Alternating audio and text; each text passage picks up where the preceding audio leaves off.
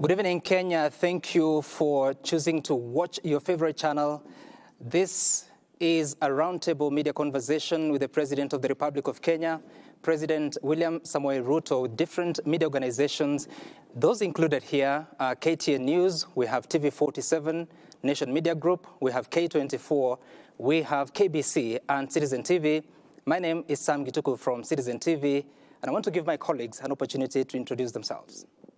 Thank you very much, Sam. Mimi naitwa Ali Manzu, natoka KTN News, na tuko hapa kwenye mjadala wazi na Mheshimiwa Rais jioni ya leo. Good evening. My name is Grace Kuria Kanja from TV47, which is under Cape Media Limited.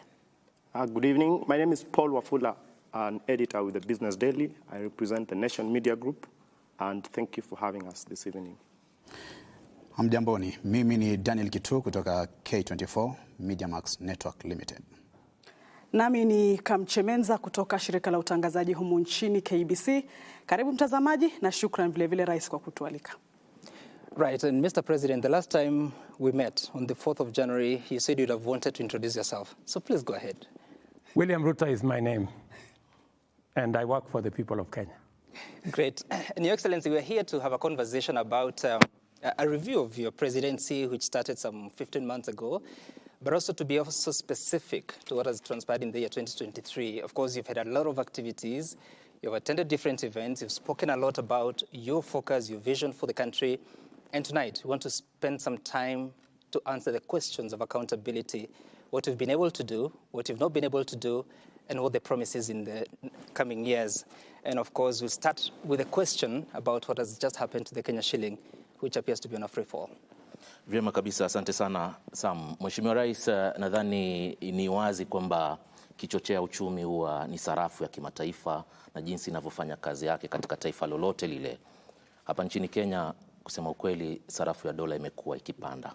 Ni kama free fall kwa sasa, yani hakuna udhibiti ama control yoyote inayoendelea. Kumbuka Mheshimiwa Rais, hii pia inachochea katika biashara za uagizaji bidhaa hapa nchini, biashara zinazoendelea hapa nchini, wafanyabiashara wanaotumia dola, na inachangia sana katika uchumi kuendelea kudidimia kwa sababu unakuta sarafu ya dola iko juu na inadhibiti.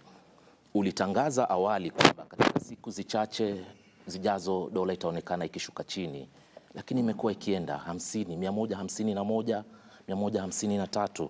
Hivi Mheshimiwa Rais, ni mikakati ipi ambayo uko nayo kwa sasa ambayo itakuwa ni ya karibu sana kuhakikisha kwamba unadhibiti hii hali ambayo inaathiri uchumi kwa sasa? Bila shaka uchumi umepanda zaidi, gharama ya maisha iko juu, bei ya bidhaa muhimu ziko juu sana kwa sababu kiwango cha dola kiko juu na hakiwezi kudhibitika. Asante sana Ali Manzu na ndugu wenzako ambao mmekuja kunitembelea.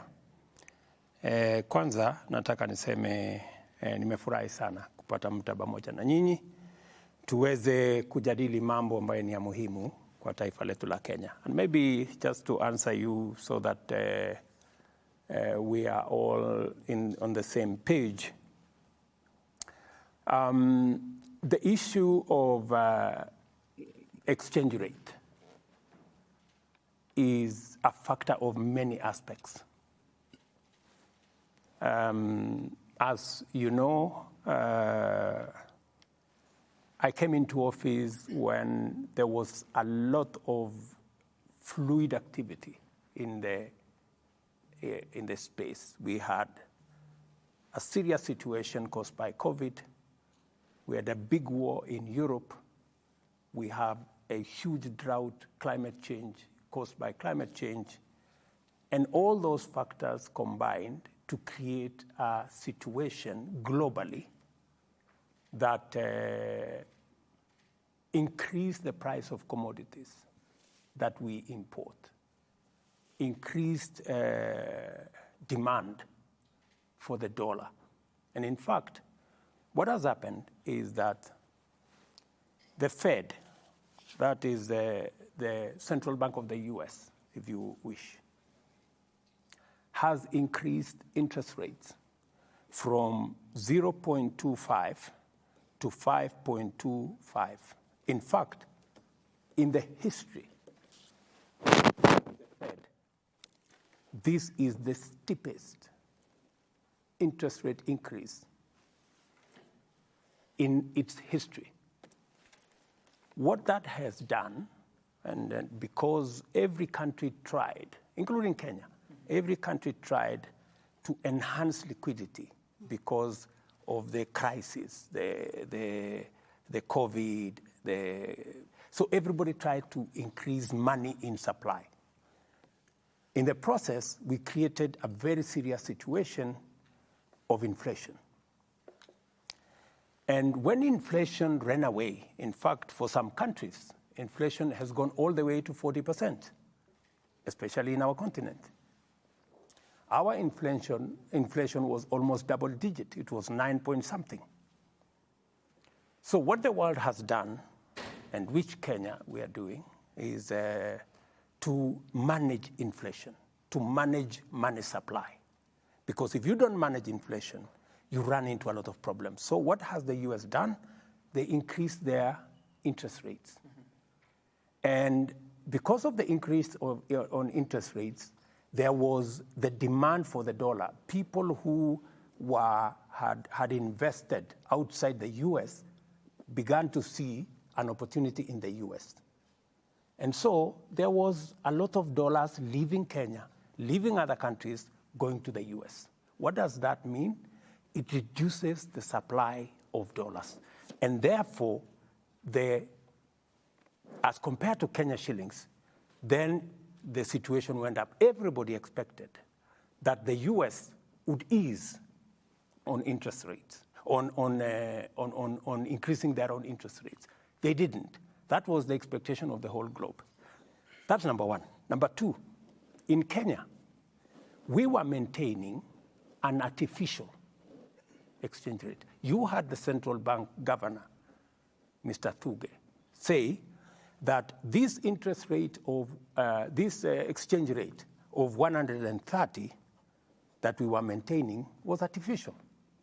I mean, it was maintained using our foreign exchange reserves. What happened? The government of Kenya spent $2.6 billion.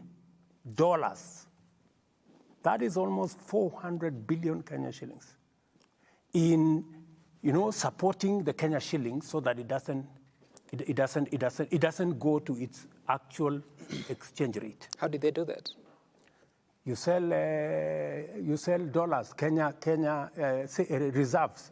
You sell it to the market so that you increase supply of dollars at a price that is not the actual price, a subsidized price. So this is the central bank. Central bank selling to the Kenya. market. Yes, the central bank of Where Kenya. are they getting it from? The dollar itself.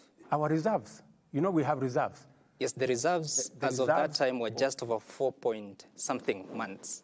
Yes, that is exactly what happened. That's why those reserves came down to 3 point something months. Mr. President. Today, and let me just finish. So because of that artificial support, when I came in, that is unsustainable. And it is partly why we have a crisis in our economy, because we were doing things that have no market support. So what I decided is we cannot, because it was anyway going to end up in a bigger crisis. So we stopped the artificial supply of dollars into the market. That's number one. We also, and that is why the rates went up. It is better for the rates to be up and they are not supported by artificial. We are not losing any foreign currency as a country. And what has happened is that imports to Kenya have gone down because our exports are now much more attractive. In fact, the people in the tea sector, the people in the coffee sector are earning much more than they were earning before. So what has happened is we are now keeping the exchange rate at a market rate, that we are not artificially supporting it. Yes, Mr. President, we will get to. And what will happen is once the international economic space eases out, the dollars then, the exchange rate will then come down consistent with our own management. Thank you. So in April last year, you did say that you will bring down, or the shilling will come down to about 115. This is an interview on accountability. That shilling has moved from 120.37. We are looking at 153.78 by Friday. And this is the central bank official rate. We also know that this is not the actual rate that actually Kenyans are spending when they go to buy the dollar. You promised that the government-to-government deal would fix this problem. Has it failed? And if so, what really happened? Let me tell you, my brother, if I hadn't structured the G2G deal, the dollar today maybe would be at 250. That's how serious it would be. Why? Because the US Fed kept on increasing their interest rates. And you know very well that we can do the things we have done as Kenya, but we are also subject to the global economy. The G2G deal has worked. If we hadn't experienced an increase in the Fed, the dollar would be at 120 today.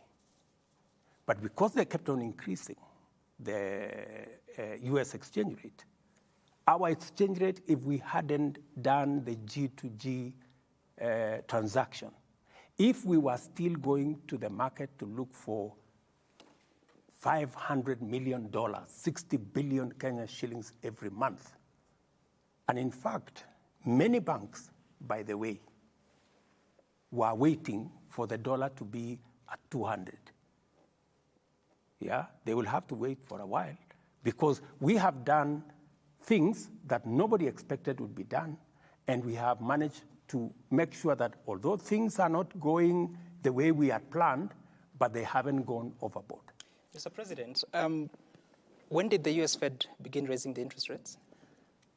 Maybe 2 years ago, immediately after the COVID situation. That is when they began to Meaning increase. they were already doing this by the time of your election? But they were not at 5.2. No, I'm just asking. Yeah, they had in begun. terms of what was happening. They had begun. I asked that because in April this year, that's when the government-to-government deal started. Correct. And I remember your deputy, Rigathi Gachagua, saying that those people that have dollars in their houses, it is time to sell because you're just about to suffer loss. Yes. Yourself, you said that you see it going below 120. Correct. $115 even. Correct. So if you have all this information, why then promise something that was also bound to the changes in the global economy? You see, And now you're saying it could have gone up to 200. Which figure do we trust? let me tell you, my friend, we live in a global environment. And I know you're saying that because when we structured the G2G, many people keep saying, but this is what's happening in this country. This is what's happening in this country. Fuel today is at diesel 200 shillings, 201 in Kenya. It's exactly the same in our neighboring countries, Tanzania, Uganda. Many people think that fuel in Kenya is artificially managed by government of Kenya. It is not. We'll come to that. I'm just giving you as an example, because so that you understand where we are. And I want to say this without fear of any contradiction. If we had not tamed, already we were having stockouts here of fuel because of the lack of dollars. Because all these oil companies were running around. When I came into office, the first people I met were the oil companies. And they told me, look, we can't find the dollars. You know, although we are being told dollars is at 120 something, 130, we can't find it. You know, the dollars are not there because the rates were artificial. So we came to discover later that, this dollar was being managed artificially. And that is how we realized that $2.6 billion of government money had been used, sold to banks to support an artificial exchange rate that was actually going to go the opposite direction. If we hadn't been managing the dollar exchange rate artificially, today we would be talking a different story. Mr. President, you've been in office for 15 months, and you wouldn't want to go to what happened in the previous regimes, and that's why you're taking I am not talking about any previous regime. I'm just giving you the facts. Artificially what you're talking about. Let us remain here, and we're looking at even the region in terms of the East African region. Look at even the Uganda shilling and the Tanzanian currencies. They aren't depreciating as fast as they are, as Kenya is doing. In fact, some of those currencies are actually appreciating as we speak today. They do not have a government-to-government deal, but they are somewhere. Most of them import from Kenya. The question is, what has been the problem with the government-to-government deal, and why has it not been able to fix the slide in the Kenya shilling? The government-to-government deal is not the only thing that will fix the exchange rate. It is one of the many things, right? We are a different economy from Uganda. We are a different economy from Tanzania, right? We have much more imports. We import much more for our industries because we are a different economy for all our other services than Uganda or Tanzania does. We are not in the same category economy-wise. We are a middle-income economy. They are in a different category, not like us. So you cannot compare them and us. Then you are not comparing the same stuff. And I don't want us to talk about other countries because then I don't want us to say which country is better than which one.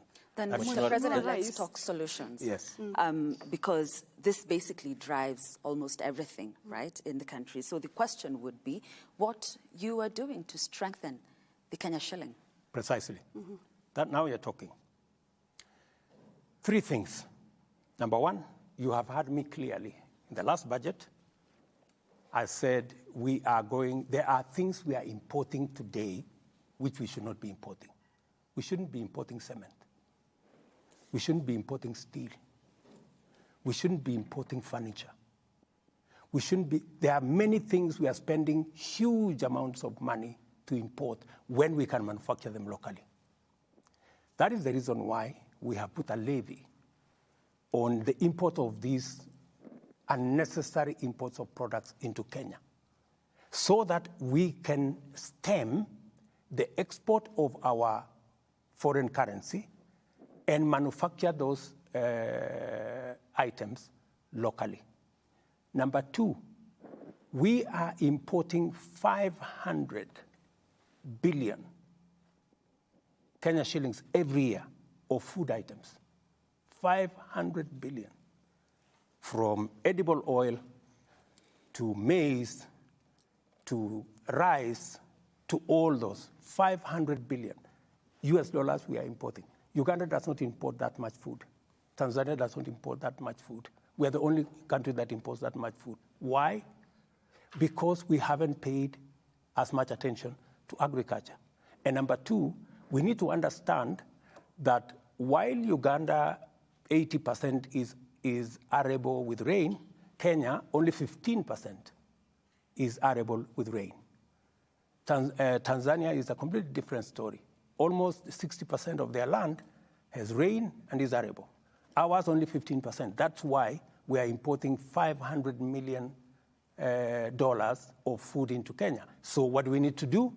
We need to pay attention to our agriculture.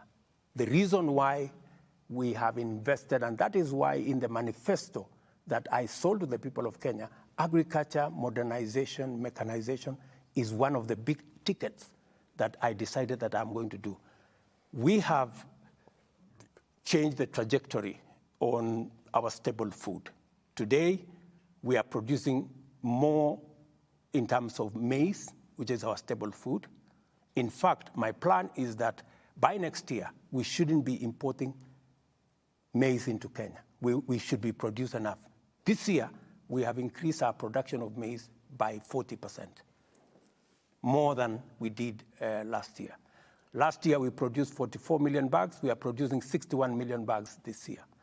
And it is because we have done interventions. Fertilizer that was being sold at 7,000, we are now selling at 2,500 because we are supporting production. We are full scale into the space of edible oil that we are importing. I am working with different governors. This year, we are working on sunflower, we are working on soya, we are working on palm oil. The president of Indonesia was here. We have agreed on a whole chain because they are the biggest country that we import edible oil from. They are going to work with us to grow palm oil in Kenya. That project is being led by county governments. In fact, it is being led by Gladys Wanga, the county governor of Homa Bay, because it is in the coastal region and around Lake Victoria that we will have the biggest space and the biggest opportunity for us to produce palm oil. We are going to do more around sunflower. We are going to do more so that we also stem the tide of loss of dollars into other jurisdictions because of food imports. So these are the things that I am doing. Number three, I am also looking at how are we going to get more foreign exchange into Kenya.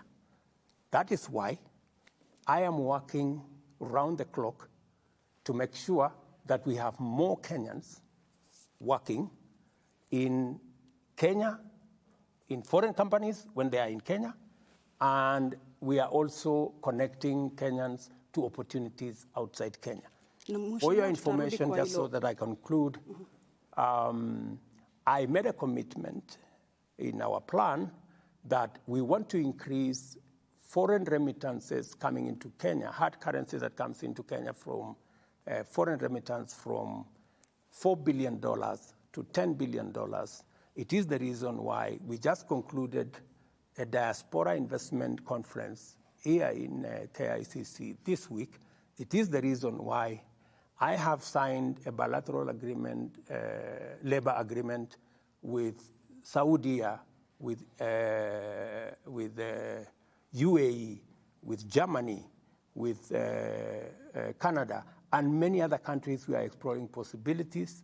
And for your information, as a result of those, what I have been doing, between now and next month, January, the first 10,000 Kenyans will be leaving to go and work in foreign countries so that they can support themselves and support Kenya, because many countries have established a strategy on how to grow their foreign exchange earnings. On the other hand, maybe still on the government-to-government deals, is it giving us as a nation the desired results? Absolutely. 8 months down the line?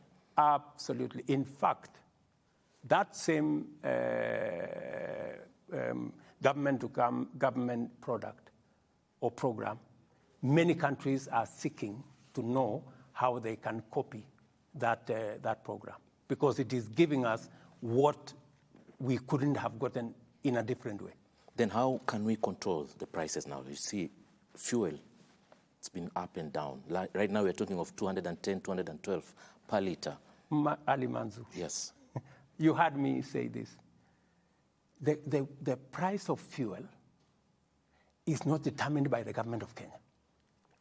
It is not determined by any company. It is determined by the producers.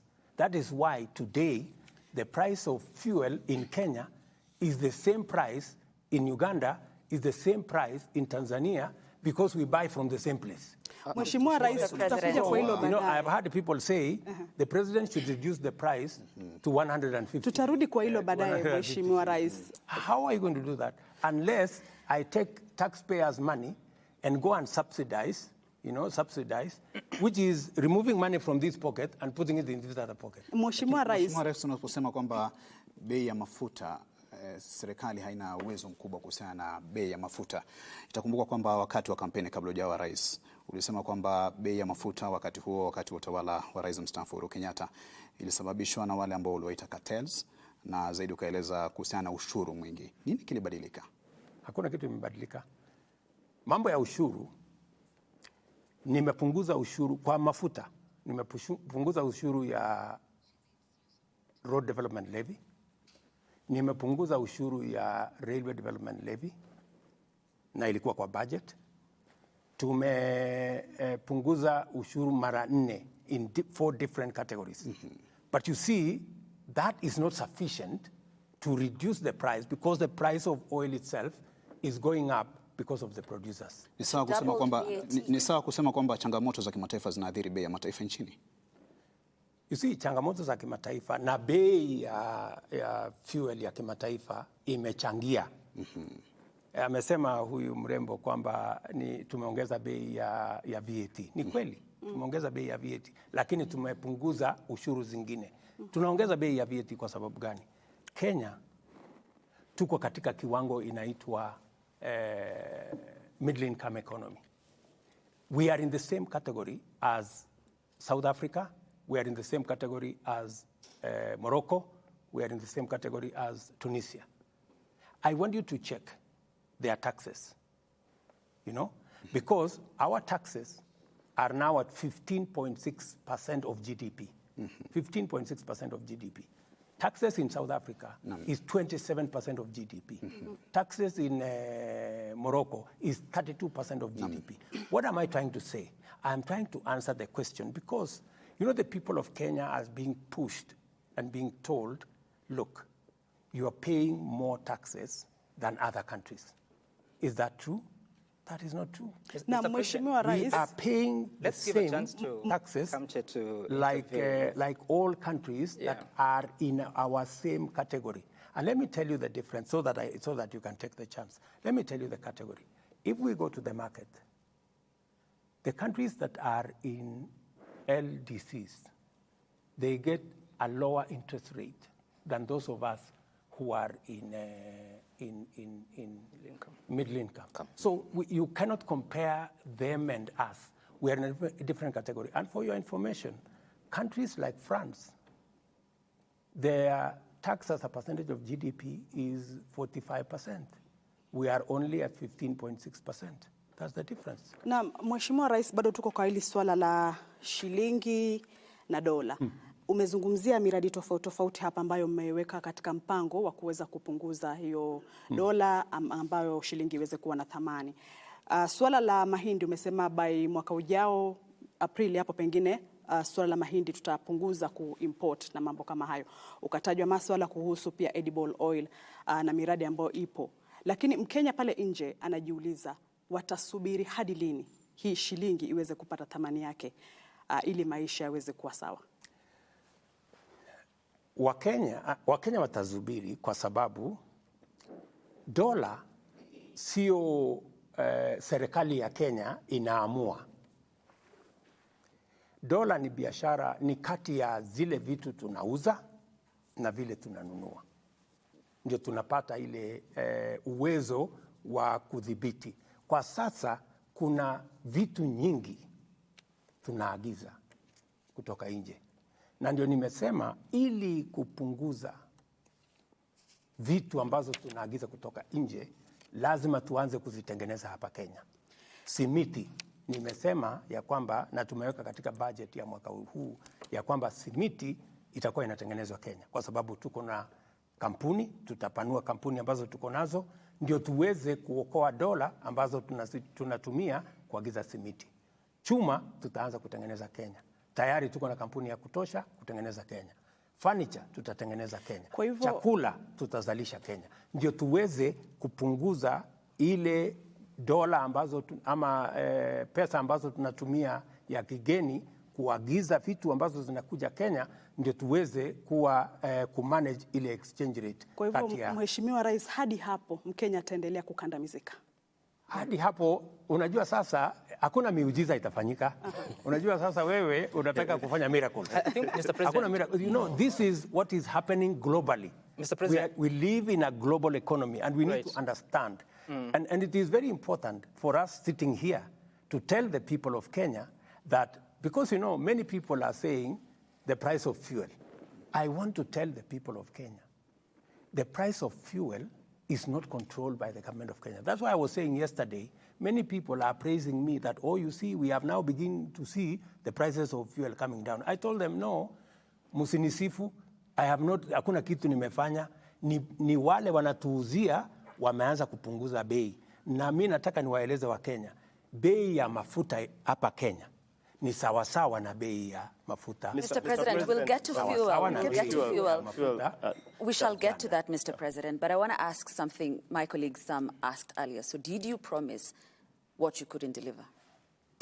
I promised, in the context of where we are, if things had stayed constant, I would have kept my promise. But you know, we live in a situation that things are changing. The world, we live in a global environment, that the prices are going up. You cannot keep unless, and I don't want to lie to the people of Kenya and say, let me spend public money so that I look like I am keeping my promise and I am doing the wrong thing. It is better for me to be brutally honest and say, this is not possible. We may have made a commitment, but because the situation changed and everybody knows what that situation is today, the prices of commodities went up. You heard Uhuru Kenyatta say he was not the one who started the war in Ukraine, you know, and all the other things. But that is okay. Mr. President, what we must be honest to ourselves is, are we doing the best to manage the situation so that doesn't flip and go in the wrong direction? And I want to tell you, yes. Mr. President, I thank you for that response. And to be brutally honest, just to pick up from where you are sitting, I think Kenyans know that it's actually true that government has a big role to play in terms of the fuel prices. It's not true that government doesn't play, because 40% of the taxes, between 40 to 45% of the fuel price in Kenya is actually government taxes. So government has a big role to play on that. I think we need to move to energy now that we are energy. Just before that, Paul, Mr. President, I hear you, and I've listened to you carefully saying that if things had remained constant, and I was hoping that you'd explain what is that constant, because you also say if the U.S. dollar had not been, the exchange rate was not, if the U.S. interest rate was not increased. It was increasing already. It was increasing, but you know, it has reached a place where everybody thought it was going to stop. But the next 3-4 increases were completely unexpected. Even today, all of us expected that they would begin to come down, but they've decided to keep it. Okay, and Mr. President, and you see, while my good brother here said the government has a lot of say on taxes. Yeah. You see, my friend, while it is true that I can tomorrow say, let us reduce the taxes, it is also true that tomorrow, for every 10 shillings I collect, every 10 shillings, 7 shillings go to paying debt. Are you telling me that you want me to do what other countries have done, to default on debt? Because that's the only option I have. I can say, okay, let us pay less, and then let's tell the international community Kenya cannot service debt. Is that what you want us to do? That would be very Mr. President, that's what I was asking you. So precisely, you cannot say, it is simplistic for you to say, yes, the government can, 40% of fuel is taxes. The government can decide tomorrow to lower the taxes. But you know, those taxes we are collecting, we have education to fund. First, we have 7 shillings for every 10 to pay debt, which William Ruto did not accumulate, right? Number 2, the 3 other shillings, we have to pay our children to go to school. We have to manage our security. We have to manage our health. We have to manage everything else. We have to pay our teachers. So are you telling me I go and tell teachers, I don't have salary for you this month because I have to reduce the price of fuel? Do you think that would be reasonable? Maybe just Mr. President, on that issue, just hold on to that thought a bit, because if you look at the prices of fuel, what has happened is that we are looking at consumption. If I look at the last data, the last 3 months data, consumption of fuel has actually dropped to a 5-year low. And if you look at even KRA, the collection, they missed the target. They were off the ordinary revenue by about 31 billion Kenya shillings. So what is happening is, yes, on this end, you have a plan to collect taxes, but these taxes are not coming through to Kenya Revenue Authority. And on the other end, you are killing the economy because you have people not moving, consumption, because oil and electricity basically will tell you what is happening in the economy. For your information, your figures are wrong, because if you look at the taxes that have been collected from fuel, they've gone up. That's the correct position. So the other taxes are the ones that they have not met the targets. And why haven't they met the targets? Because I gave them a very high target. Mr. President, because I wanted them to do much more than they are doing. Mr. President, let's just take a look at the data. So don't misrepresent facts. Let's talk that's about the correct position. The data you have from the Kenya Revenue Authority, because they're the ones who collect the revenue in their report. In the first quarter, ended September 2023, the oil taxes, the target was 84.6 billion shillings. They collected 77.7 billion shillings. Similar period last year, it was 78.5 billion shillings. That's a drop of about 800 million shillings. So indeed, for quarter one, there has been a reduction. If you're to speak about the volumes, the same quarter, diesel in 2022, quarter one, it was 1.15 metric tons, 1.5 million metric tons. This time round, the same quarter, it is 1.05 metric tons, a reduction of 56,000 metric tons. For petrol, 770,000 for quarter one 2022. Quarter one this year, it is 742,000, a reduction of 28,000 metric tons. So there has been a reduction. The difference comes in because the taxes are higher, more expensive than it was last year. That is not the correct position, my friend. Those are figures from KRA. Let me explain to you. Okay. We import fuel for Kenya, but 40% of that fuel goes to Uganda, Rwanda, and sometimes all the way to DRC. With the eastern DRC get fuel from Kenya, right? So when you look at the figures, you must know that there is a component of fuel that is not sold in Kenya, that is sold outside Kenya. That you must KRA reports about the revenue, isn't it?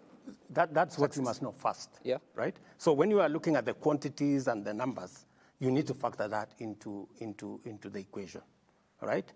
And secondly, we are beginning to look at other alternatives. A lot more people now we've connected to electricity, people who are using diesel.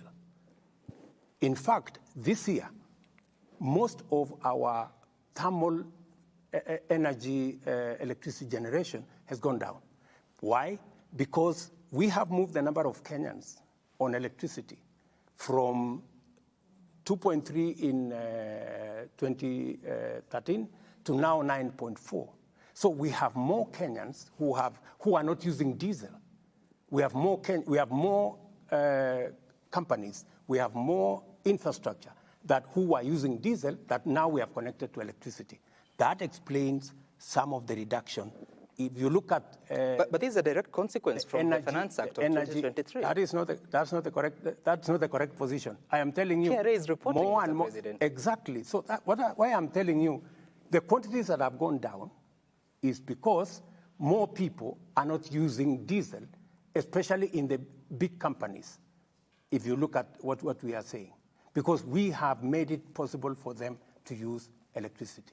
We have reduced, in certain cases, electricity for industrial power, so that instead of them powering their mechanism using diesel, they are now using electricity that we are generating. And it is partly why we have connected more people to electricity. Je, Mheshimiwa Rais, tukisalia tu kwa swala la bei ya mafuta na hii project ama tunaweza sema hii G2G deal ama mpango wa G2G deal. Correct. Azma yake ilikuwa ni kupunguza hata bei ya mafuta. Je, did we achieve the required results?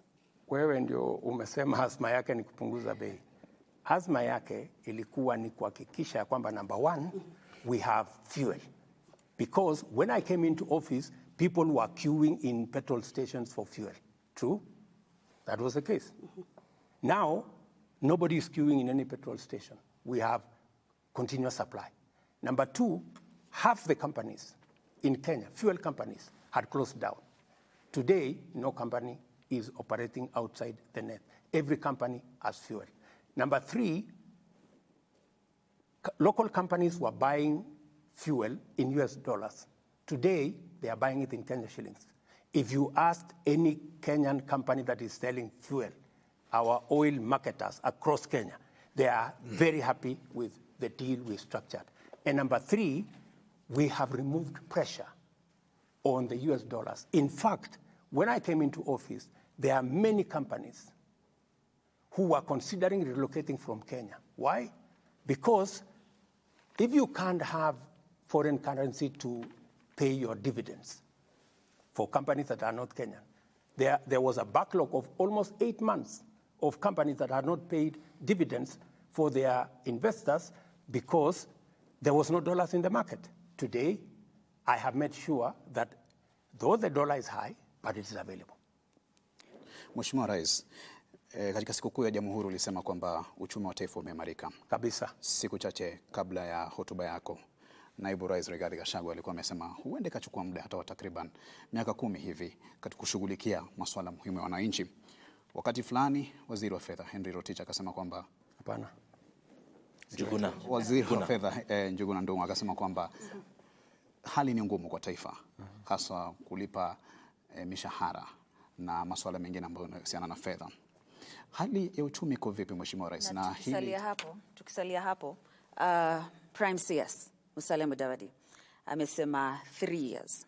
You know, to quote him verbatim, he's forecasting a difficult 2 to 3 years, asking Kenyans to bear the burden. So just like Kitu here is asking, during your manifesto launch, Mr. President, you called it the plan. Is there a plan for economic recovery? Because you are saying this, your deputy is saying another thing, Treasury CS, a different thing, Prime Cabinet Secretary. I mean, this should be one government that speaks in one voice. And Kenyans themselves, Mr. President, wanaumia. Wakenya wanasikiza pia, huyu anasema hivi, huyu anasema hivi. Tuliza boli. Tumelituliza. Nani anasema kweli? Sikizeni.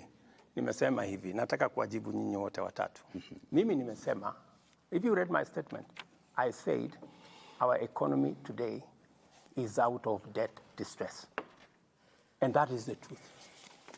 For your information, if I didn't step in, let me even say, if I wasn't president, the kind of decisions I have made, very difficult decisions, you know, very painful decisions.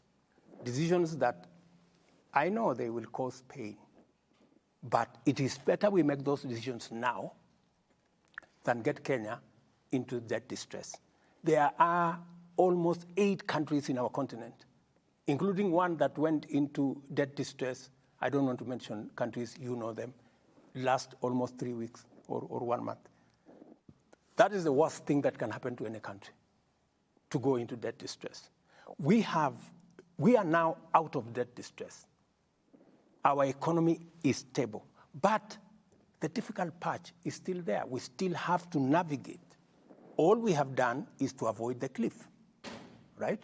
That we have avoided because we have negotiated, we have put brakes on expenditure. We have negotiated a good package with World Bank, with IMF, with development partners, with bilateral countries, China, Europe, and everywhere. And that's why I have been on the road so many times. People ask, what is he doing? It was necessary for me to step in and stabilize so that Kenya does not go into debt distress. Let me tell you what Ndung'u was saying. Ndung'u was in parliament. That's actually where I was headed. He says the government is broke. Ndung'u was in parliament, and he was being pushed. Oh, you need to do this more. Ndung'u was telling them, look, we don't have the kind of money you're talking about. We don't have money to increase this and to increase this and to increase this. That is the correct position. We have, and that is why we are cutting back on many aspects, because this is what is required at this point in time. It is the difficult decisions we have to make now so that tomorrow looks better. Mheshimiwa Rais, ufafanuzi wako wa uchumi kuimarika ni nini wakati ambapo Wakenya wengi wanalalamikia gharama ya maisha? And you see, what Musalia is saying is for us to be able to get to a place where we can say we are good, you know, that things are moving, there is money in the pocket, we can feed ourselves, we can do everything. It takes time, right? How long? And it takes time because How long, Mr. President? You want me to say 3 months, 5 months, 1 year? No, you're quoting your Prime Cabinet Secretary who says 2 to 3 years. Relax. Yeah. Because we are not in charge of all the factors that will finally determine where we are going, let us give ourselves time. But I want to promise the people of Kenya that we will sort this situation out. Mheshimiwa Rais, unaposema uchumi umeimarika, ufafanuzi wako wa uchumi kuimarika ni nini, hasa wakati ambapo Wakenya wanalalamikia gharama ya maisha? Number one, na ni vizuri umeuliza gharama ya maisha. Gharama ya maisha inachangiwa na vitu vitatu. Ya kwanza ni gharama ya chakula, right? Na nikisema uchumi iko na uchumi ya tumbo. Nataka nikuulize na Wakenya wenzangu, tumefanya lolote kupunguza gharama ya chakula? Yes, we have done major steps. The price of food items is today lower than it was a year ago. It is a fact. Lakini, of course, it's not convenient for certain people to accept. That's number one. Number two, globally, where is Kenya? Uchumi wa numbers, and these are not my figures. We've brought down inflation from 9 point something to now 6.8. Those are figures, global figures of the World Bank. Number two, our economy is growing at 5.4%. Not my figures, World Bank figures, right? In fact, they quote Kenya is the 29th fastest growing economy globally. Those are figures out there. Of course, many people don't want to accept. I know that there is still no money in people's pockets. Uchumi wa mfuko bado ndio bado. Yeah? Utakuwa lini? Are we doing something about it? Yes. That is why we are spending more money in education. Yeah? We're putting more money in education. In fact, this year, we are putting an extra 120 billion in education. To do what? To make sure that we reduce outlay by Kenyans to fund education. Number two, we are putting more money in health. That is why we've passed 4 laws. What do we want to do? We want to make sure every ordinary citizen has a health insurance. Those who are paying 500 will come down to 300. We are going to make sure that we don't leave nobody behind. That is why I am going out of my way to create jobs. Today, as I talk to you, because you need to put money in people's pockets. Today, as I talk to you, 120,000 people are working in our housing program. Today, as I talk to you, we are working on export of labor, making sure that we connect Kenyans to jobs abroad. Today, as I talk to you, we are expanding the space of digital jobs. We just passed the law so that we can create ICT hubs across Kenya. I have already negotiated for digital jobs globally. Kenyans are very good at it. We are going to spread opportunities so that people can put money in their pockets. So that's why I'm saying we need a plan. You know, it is easy to say, let us do quick fixes. We have been doing quick fixes for a long time, and we haven't gotten it right. Many people wanted me to do a quick fix by subsidizing unga. I told them, let us not subsidize unga. Let us promote production. We will eventually get the right results better. Mheshimiwa Rais, awali kulikuwa na mazingira mazuri pengine ya kufanyia biashara. Tunavyoona sasa, sijui kama palikoseka wapi, pengine unaweza kutueleza, manake kulikuwa na mazingira mazuri ya kufanya biashara. Kuna takwimu ambazo zimetolewa hata na FKE nadhani wakisema kwamba kuna makampuni ama kuna Wakenya takriban 70,000 ambao wameachishwa kazi.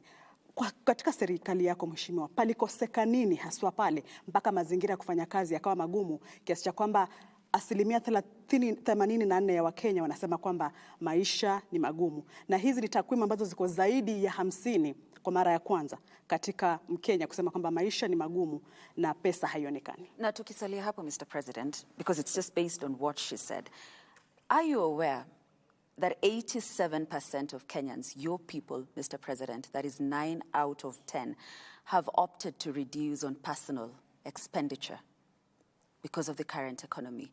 Watu wana opt kutokula, which is what we're talking about, uchumi ya tumbo.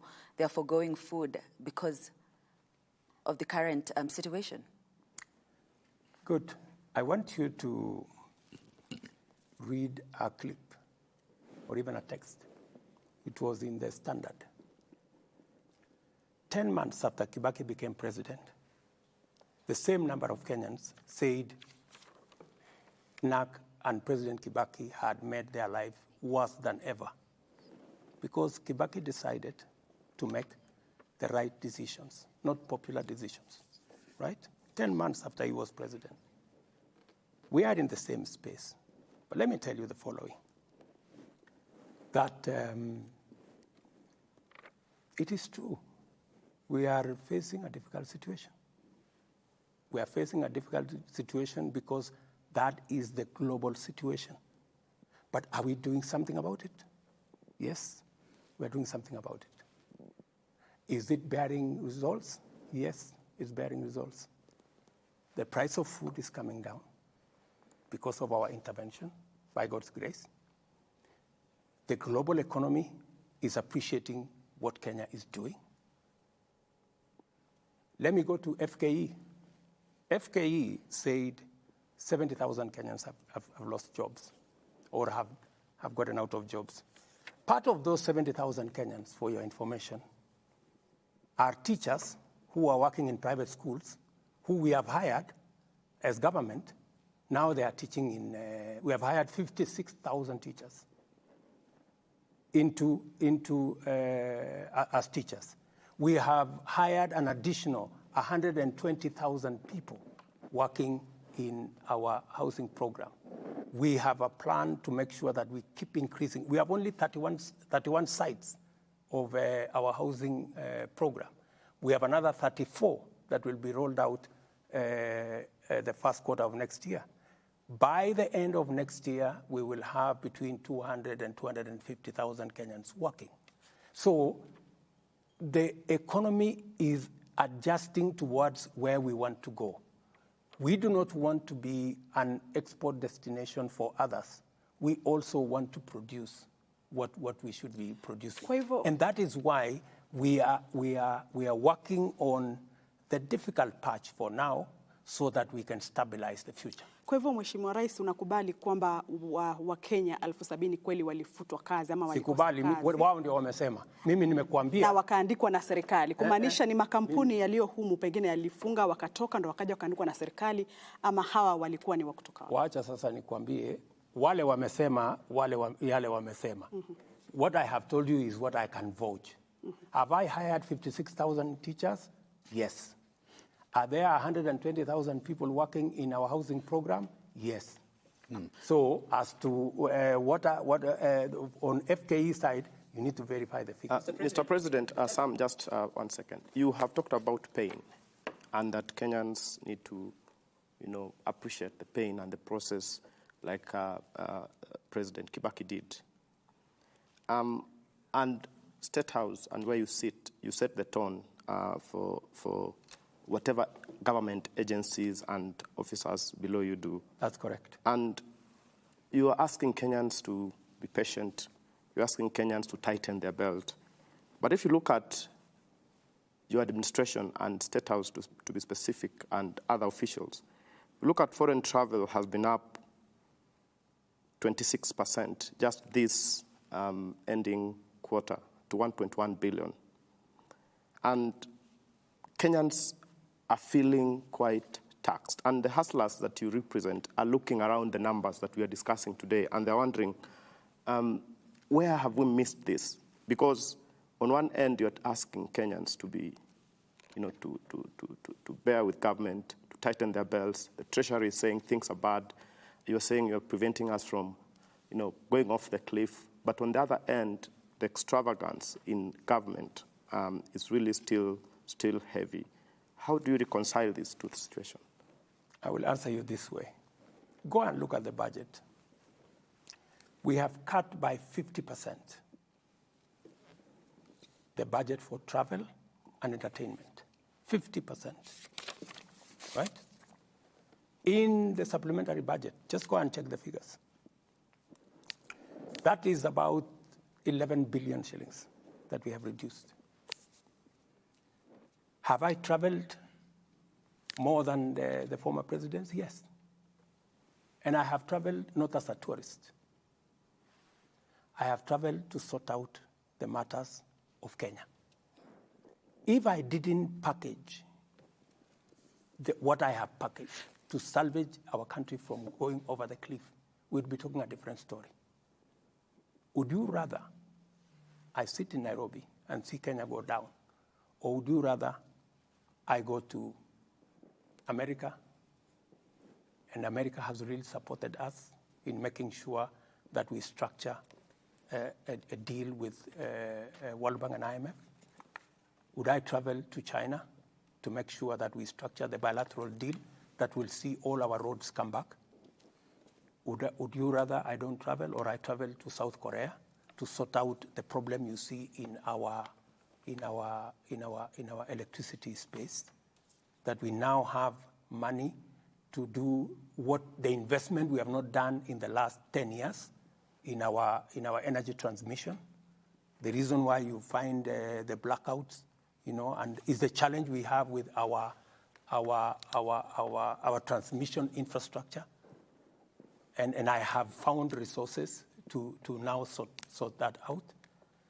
So would you rather I sit here, or I look for the bilateral agreements that will give Kenyans an opportunity to work abroad and to work at home on digital jobs? This is what a president is supposed to do. And I can account for every shilling that I have spent on my travel. And let me say this. On the budget of State House, there were so many things around the State House, including the famous NMS. Part of the money that was being allocated to State House was to pay contracts, NMS contracts, and many other things, which I have said must stop. And because I want to lead the way in making sure that we manage what eventually is destroying our country, called bending bills. And for your information, we have 506 billion of pending bills. I need to lead the way. That's why I instructed staff in State House that State House must be the first one to clear pending bills. Most of the monies that have come here is to sort out NMS and all the other people that were here. And I have said those infrastructure should be transferred to the parent ministries. State House must deal with State House matters. Mr. President, we've spoken about three issues. We've spoken about the Kenya shilling and how it's behaving against the major currencies, global currencies. We've spoken a bit of energy and what is happening in the fuel sector. We also touched on cost of living. We have so much to cover tonight, and I just seek your indulgence that we can be first in our responses, but also the questions. That question that you say we were on a cliff, debt cliff, and now we are no longer there. Recently, you posted on your X account, and you said that the World Bank is giving us 2 trillion shillings for the next 3 years. The IMF is giving us over 680 billion shillings. That, in total, is about 2.6 trillion shillings, based on the current exchange rate. Now, part of the reason why our debt is beyond the ceiling that was of 10 trillion shillings by June next year is because of what has happened to the US dollar. If you add what you've gotten from the two global institutions, it takes us to close to 13 trillion shillings already in the next 3 years. Why then have a debt anchor of 55% to the GDP, which you're already busting? For your information, and it's a very good question you've asked, most of that money we have negotiated will actually replace. We are getting money at 2-3%, we're replacing it with money we are paying 15-16%. And the killer on our debt is the interest, the amounts of interest we are paying. It's not even the principal that is a big problem. It is the amount of interest we are paying. Because if you are paying interest at 16, I think the euro went to 20% at some point, you know? That is what is destroying our economy. So we are not necessarily increasing the debt portfolio. We are substituting debt that is expensive just so that it is manageable, and then it can give us the space to be able to grow our economy. That is the context. Mm-hmm. So what the international community have supported me to do is to replace the Eurobond, which is $2 billion, $2 billion, of very expensive money at 20%, with money that we can manage at 2-3%. That is the difference. And by just doing that, we will save on the 7 shillings we are paying for every 10 we collect to pay debt. That will significantly come down. So that is what that's what I am doing, because that is what is feasible as we talk, as I embark on growing the economy. And growing the economy is investing in the right place, making sure that our agricultural production is up to the scale. It is the reason why I am improving the whole agriculture chain. I'm building 400 markets. I promised Mama Mboga that they will do a business in a good place. Building 400 markets. I am building 47 county aggregation and industrial parks to add value, to add to process, so that we get more value from our production. And if you saw this, this is when is today? Sunday. If you saw last week, we just advertised for the infrastructure of our 6 special economic zones. Again, these will become engines of exports, because we have to grow our exports. We need to stem imports into Kenya, but we need to increase more exports so that we can get more revenue, grow jobs locally. And you see, my focus is to make sure that we expand the space of people who are working. And it is going to be deliberate.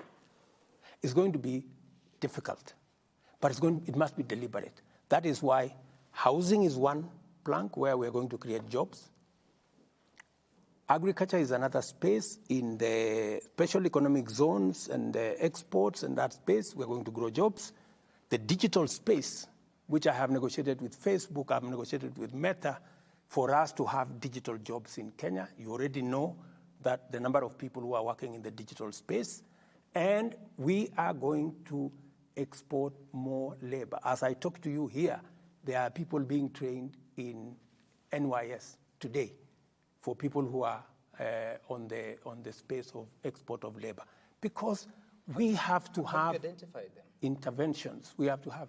I mean, it is different. They are nurses. There are adverts that the Ministry of Labor goes out to look for them.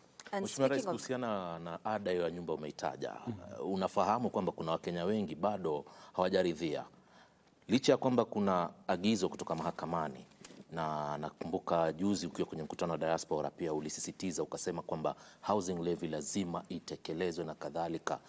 Hebu tuelezee, kuna mabadiliko yoyote baada ya mahakama kutoa agizo lake na wewe kuendelea kusukuma kwamba ni sharti Mkenya atozwe hii ada ya nyumba? Mahakama walisema hivi. Mahakama walisema hii ada ni sawa kama Wakenya wote watalipa. Right?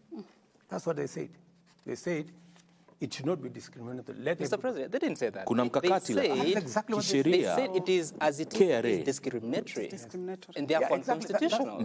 No, you interpret it. The problem of unconstitutional was made by the media. No, they said it's null and void. So if it is unconstitutional, why did the court say we should continue to collect? Because there's an application for stay orders. How do we continue? No, how do we continue to do unconstitutionality? No, Mr. President, at least you can agree on what the court said. Yes. And the court said that we've looked at everything and we arrive at the decision that this is discriminatory. because of that, it doesn't agree with the constitutional Article 10 on governance, and therefore it is null and void. No. Kingine ambacho labda let me Mheshimiwa tell Rais you, nikuongezee, ilisema that is your mahakama. story. Mahakama pia It's the ilisema story. kwamba Mahakama hakuna mkakati maalum kupitia KRA jinsi fedha hizi zitakusanywa. Absolutely. Now, that is what they told us to fix. And that is why we now have a law in Parliament. What the court said there are institutions that are not paying. There are groups that are not paying, that are not paying in the current setup. And we have said we are expanding the net of the payers. It will give us actually more money so that we can do more houses, which is a very positive thing that the court has done. And they have said, establish a mechanism how this money will be used. We have put a mechanism in law how it's going to be used. Let me tell you, good people, we can argue about this or that or the other. My question is, do we have a problem of housing in Kenya? Yes. Do we have a problem of jobs in Kenya? Yes. Can we sort out? Because, it is one thing to argue, even if you are a judge. And I am sure that is what went through their minds. Because the judges are also Kenyans. They know we have millions of young people out there who are jobless. A story was carried, for example, in one of the media houses here. I think I saw it on KTN, saying the crime rate in Ruiru has gone down because there are many people working in the housing program in Ruiru. I did not make the story. It was in KTN. And that is the truth. So even as you sit as a judge, even as you ask me a question as a journalist, we are discussing housing. Housing is an opportunity to do three major things. Number one, to create jobs. Is it a good thing for us to create jobs? These are not the children of William Ruto. These are the children of all Kenyans that will work. They will work as architects, they will work as engineers, they will work as carpenters, they will work as masons, they will work in whatever field. Some of them will be working in factories that are creating steel. Some of them will work in factories that are making for us cement to do the houses. Is it a good job? Is it a good thing? Do we have a problem of unemployment in Kenya? Yes. We need to sort it out. It has to be sorted out somehow. Number two, do we have a problem of industrialization? Do we have a problem of manufacturing? Yes. How do we create more manufacturing jobs, if not through programs like housing? How do we reduce the problem of land fragmentation, where land that is supposed to be used for agricultural productivity is now being subdivided for people to live? If we provide alternative housing, we will save the land that is going to settlement. We will use it to produce food so that we stop the slide into food insecurity, and we begin to tame the problem of high prices of food. Mr. President, these are obvious, and that is why I am very confident that the court will look at what is the public interest, what is the public good that comes with housing. Let me ask finally, to own a house in Kenya today, you need to have 4 million, 5 million, the simplest, the cheapest house. We are giving an opportunity through this affordable housing program for a mama mboga or a boda boda guy to buy a house of 400,000 where they can pay 4,000 shillings a month and eventually own a house. I mean, we are giving dignity to every Kenyan. And let me tell you, finally, housing was a program that was in the UDA manifesto, the Kenya Kwanza manifesto, 1.5%. It was in Azimio manifesto, 1.5%. Yeah, it's not, and we all know that it is the right thing to do because other countries have done it and they have made a big difference. We have had this housing thing for as long as I have been a politician. But nobody has had the courage to implement it. Nobody has had the plan to do it. Have you stopped to wonder or ask what the people think, what their sentiments are about this? Because times are tough, Mr. President. Put in mind, 70% are saying no to this program. Yeah. Just wait. I want you to go to where these Kenyans are working. Go and ask them. Go and ask them. The beneficiaries, the people who are working today, they are not even the owners. They are just working. Go and ask them. And you see, this is the beginning of a program. Give it time. Kenyans will come to appreciate that, yes, my son is working, my daughter is working. If they are not working at the construction site, they are an architect, or they work in some company, they are an accountant in some company that is doing cement and construction products. And let me ask you,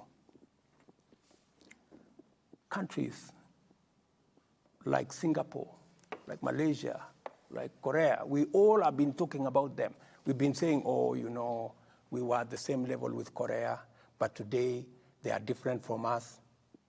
They made tough decisions. That's why they are where they are.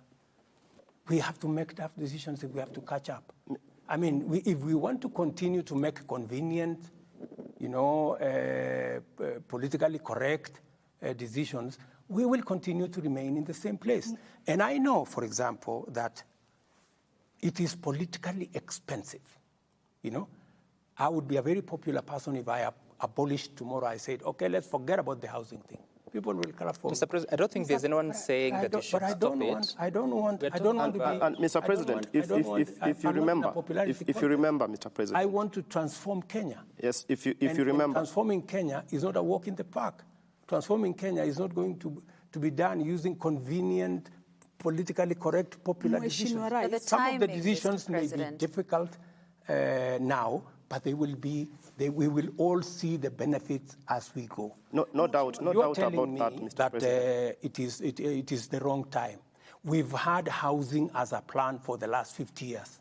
Are you telling me for the last 50 years, there was no correct time? It is never too late. It is never wrong to do the right thing. Mr. President, just let's stay to the housing fund. Because when it started and you were walking around the country and selling this dream to many Kenyans, you told us this was a fund and we will contribute. And if you didn't want the house or didn't benefit, at the end of the day, you would get your money out at some point. Then overnight, in Parliament, it turned into a levy and a tax. What really changed and what caused you to move from a fund, which was really, really contributory, to this discriminatory fund that even the court has found to be? And does this mean that this plan changed overnight, or what really happened to cause you to make these changes? And just to stay on that point, was it necessary that we would start all these funds together in terms of, was it a must that you start the housing fund? You are here fighting the fire of housing. Mm-hmm. Again, you start the health crisis. Before this is done, even it's off, you are dealing with the taxation, And because of that, nearly every government agency is now waking up with taxes. So you find, levies going up by 3,900%. You find even pets now they're going to be taxed. And Kenyans are wondering, what has happened? Do you feel that you're out of touch with the people that you lead?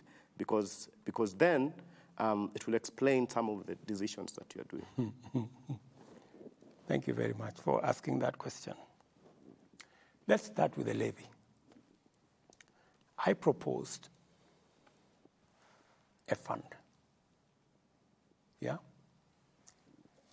There is a principle in Kenya today called public participation. It went to public participation. And Parliament, when coming from public participation, came and said it should instead be a levy, right? Mm-hmm. And as president, if the people said they wanted this changed into a different way of doing it, I agreed that, okay, let's go this way. But what did I do to make sure that it captures everybody? We changed the design of the whole delivery of the housing, so that now we have social housing for the people at the bottom of the pyramid. Will pay 4,000 or 5,000 shillings and get a house. We have affordable housing for people in the middle who will pay between 5,000 and 15,000 every month. But we have also included 30% of all the units to include the people who largely are the contributors. You know, the people who are the biggest contributors, the people in the middle class, who will pay now between 15,000 and 30,000. So we have made everybody a beneficiary, you know, in the chain, again, to mitigate against what you're saying. And what have we done? Mortgage today is around 17%. What we have done is that we have now reduced the mortgage. We are using the fund to mitigate the mortgage that you pay. And it is now gazetted that the people who will buy social houses, their mortgage will be at 3%. The people who will buy affordable houses, their mortgage will be at 6%. And the people who will be buying the market houses, we will reduce their mortgage by half. Even you. Instead of paying 18, 17, 18%, you will now have an opportunity to pay at 7%. So that way, we have carried everybody, making sure that everybody who is paying has a chance to own a house. And that is how we are delivering. Mr. President, on the question of accountability, because it is good that you highlight what happened at the public participation, and you say that Kenyans said they don't want it as it was structured at that time. You also attribute responsibility to Parliament that they decided it should be a levy. Then you say, let us change how it works. So I see a bit of distribution of responsibility. But did Kenyans tell you they wanted to be a levy or a tax? What Kenyans told me is that they want jobs. Yeah? On that particular question, Kenyans the participation told me, was on the housing levy, Mr. President. But you know, when Kenyans tell you they want jobs, it is you as a leader to figure out where those jobs are going to come from. And so you presented a housing levy in the finance bill of 2023. I presented to the people of Kenya housing, and I told them I am going to create jobs using this housing. And they agreed with me. And I have created jobs using housing. The mechanism of delivery could be this way or that way. Did I make a commitment to the people of Kenya that I'm going to implement housing? Yes. Did I tell them we will create jobs using housing? Yes. Have I implemented the program on housing? Yes. Have I created jobs using housing? Yes. That you did and you are doing. And you see, Mr. President, sorry for this, but Mr. President, you are saying that you promised all those things and you are doing. But when people tell you, we don't want it, it is too expensive for us, you change it from a levy, from housing fund, from a contribution to a tax that is not even, you can't recoup it after the 7 years. How did the translation into that become? You see, Sam, you know, you're splitting hairs. I'm not splitting. Yes, you are. Because what you are saying, you're trying to find fault. What is the greater good? What is the national interest? I mean, to you, does creating 120,000 jobs register anything good? It is a good thing, but I'm asking you about public participation. That's making sure that an ordinary person who would otherwise never have a chance to own a home, now they have a chance to own a home. Does that make sense to anybody? Yes, it does. And the so you see, if you pass an exam with 80%, it's an A, my brother. It may not be 100% what I wanted, but it is 80% what I wanted. It is doing 80% of the job. Surely give me some marks. Mr. President, the question is at what cost? At what cost, Mr. President? Because granted, the people told you they need jobs. This means they do not have the jobs. This means they do not have money in their pockets. And in response, what you're doing is taxing them further. But let me ask you, my dear sister, the people who are working today did not have a job, right? Those are the people in the street. They didn't have a job. The people who have a job have had to pay 1.5%. 1.5% so that we can give a job to somebody else. And for your information, that somebody else that is getting a job is a taxpayer. Na Mheshimiwa, They contribute to what we eventually earn. Is it too much for us as public servants who earn a salary to give 1.5% of our salary so that somebody else, another Kenyan, who is also a taxpayer, who also deserves something, they don't have a job because the job maybe they would have, I have.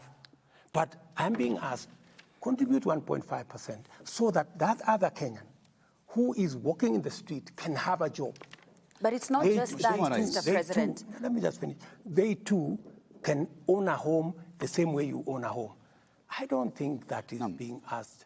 Kuna It's not just that, swali, Mr. Mheshimiwa President. Rais, bado hujalijibu la mwenzangu Wafula pale. Amesema iweje wakati huu ndio munaleta tuseme hizi taxations nyingi, mumeanza na affordable housing na bado hatuja elewa vizuri zaidi, tuko kwa health, bado tunajaribu taxations. Kwa nini zimekuja kwa wakati mmoja kiasi cha kwamba Mkenya anasikia uzito? Kwa nini isikwende step by step kiasi cha kwamba hata Mkenya atajua ni kweli tunasonga mbele lakini si finyiki, maisha yako sawa? Wacha nikueleze. Mambo ya health kwa mfano. It is the profiling, it is the spin that you people are many people, let me not accuse you, many people are spinning it. What are we doing? What are we doing in health? We are saying in health, we want to reduce those who are, and they are, by the way, the majority of the people who are, when I spoke about hustlers, people thought I was not serious. I was very serious. That is why I am saying, those of us who have a job, let's contribute 1.5%, good people, so that those of us who are hustlers, the people in the street, can, even them, they can have a job. They now have 120,000 of them on a job. That's number one. On this, on the health, what are we doing? We are saying three things. Number one, for the first time, every Kenyan, even those who today cannot afford nothing, they will have a health insurance. For the first time. Number two, those who, and the kind of unfairness that there can be. Mama Mboga is paying 10% of our income for health insurance. William Ruto, the president of Kenya, is paying 0.001%. Why? All we are saying is, let everybody pay an equal percentage of what they earn. Is that too much to ask? What will happen? The people who are paying 500 will come down to 300. Is there anybody saying that there are people who will get an insurance cover who do not have? No. Are there people who are saying that those at the bottom of the pyramid will reduce their money or their contribution from 500 to 300? No.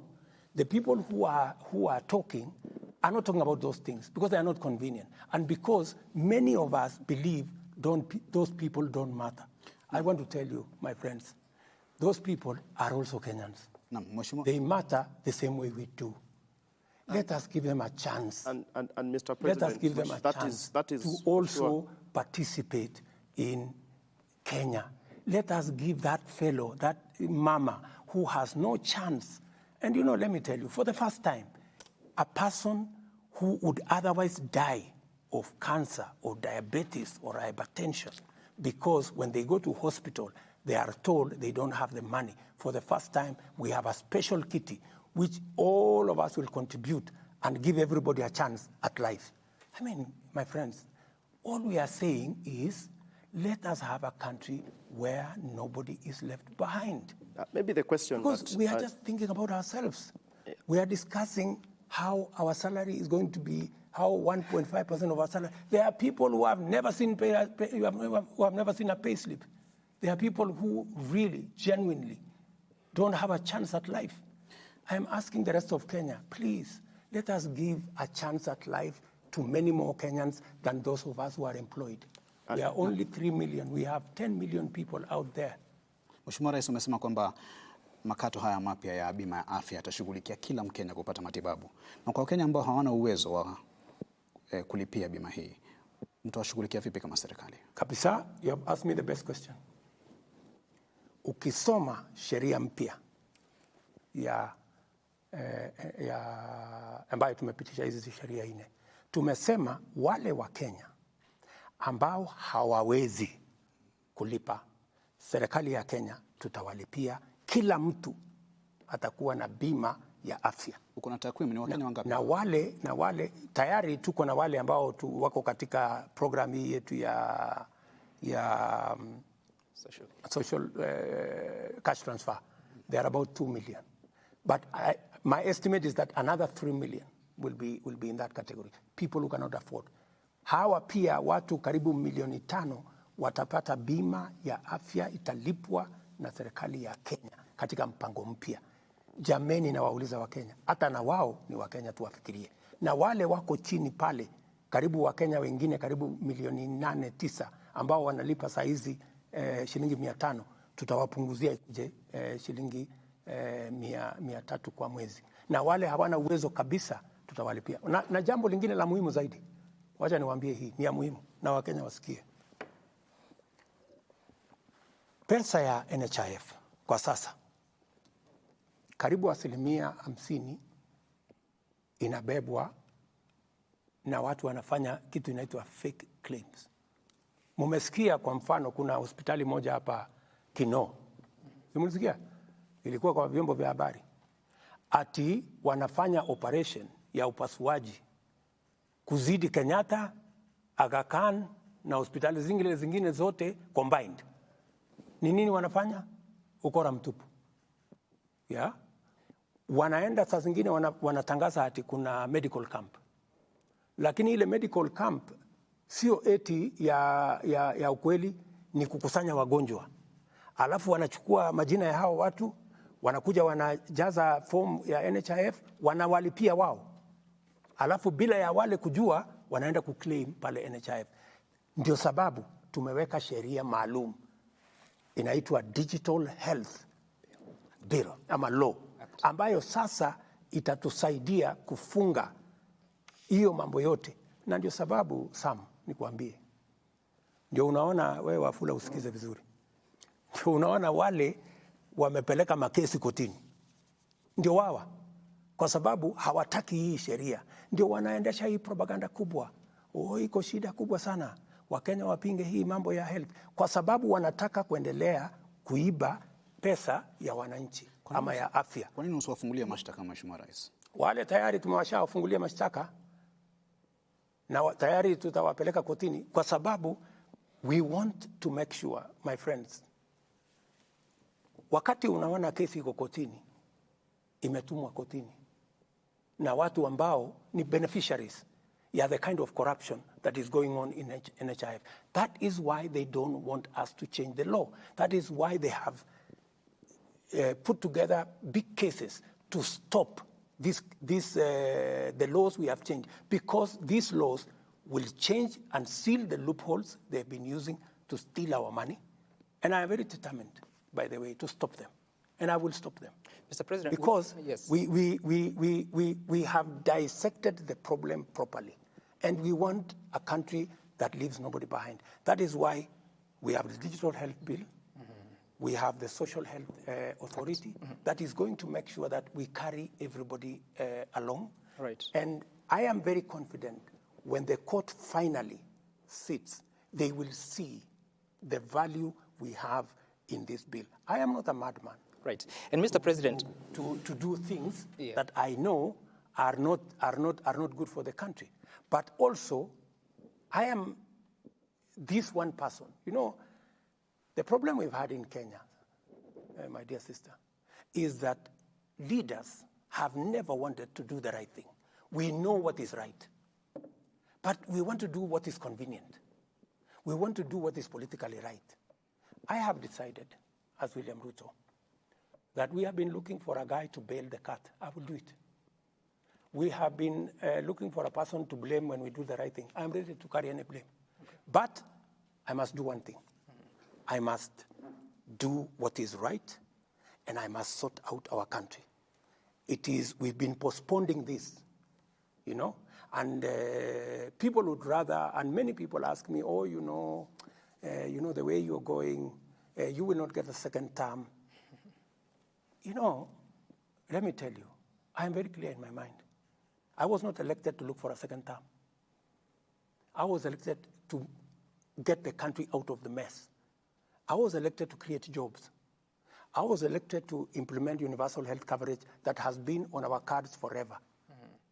I intend to do precisely that. Right. Many people, including my friends who are religious leaders, they have told me, oh, you see, you know, even though you said this, you must not do it. You know, that is what even the opposition is. They wrote in their manifesto, the housing, but now when it comes to implement it, they don't want to do it because they want us to continue the same thing, to lie to the people.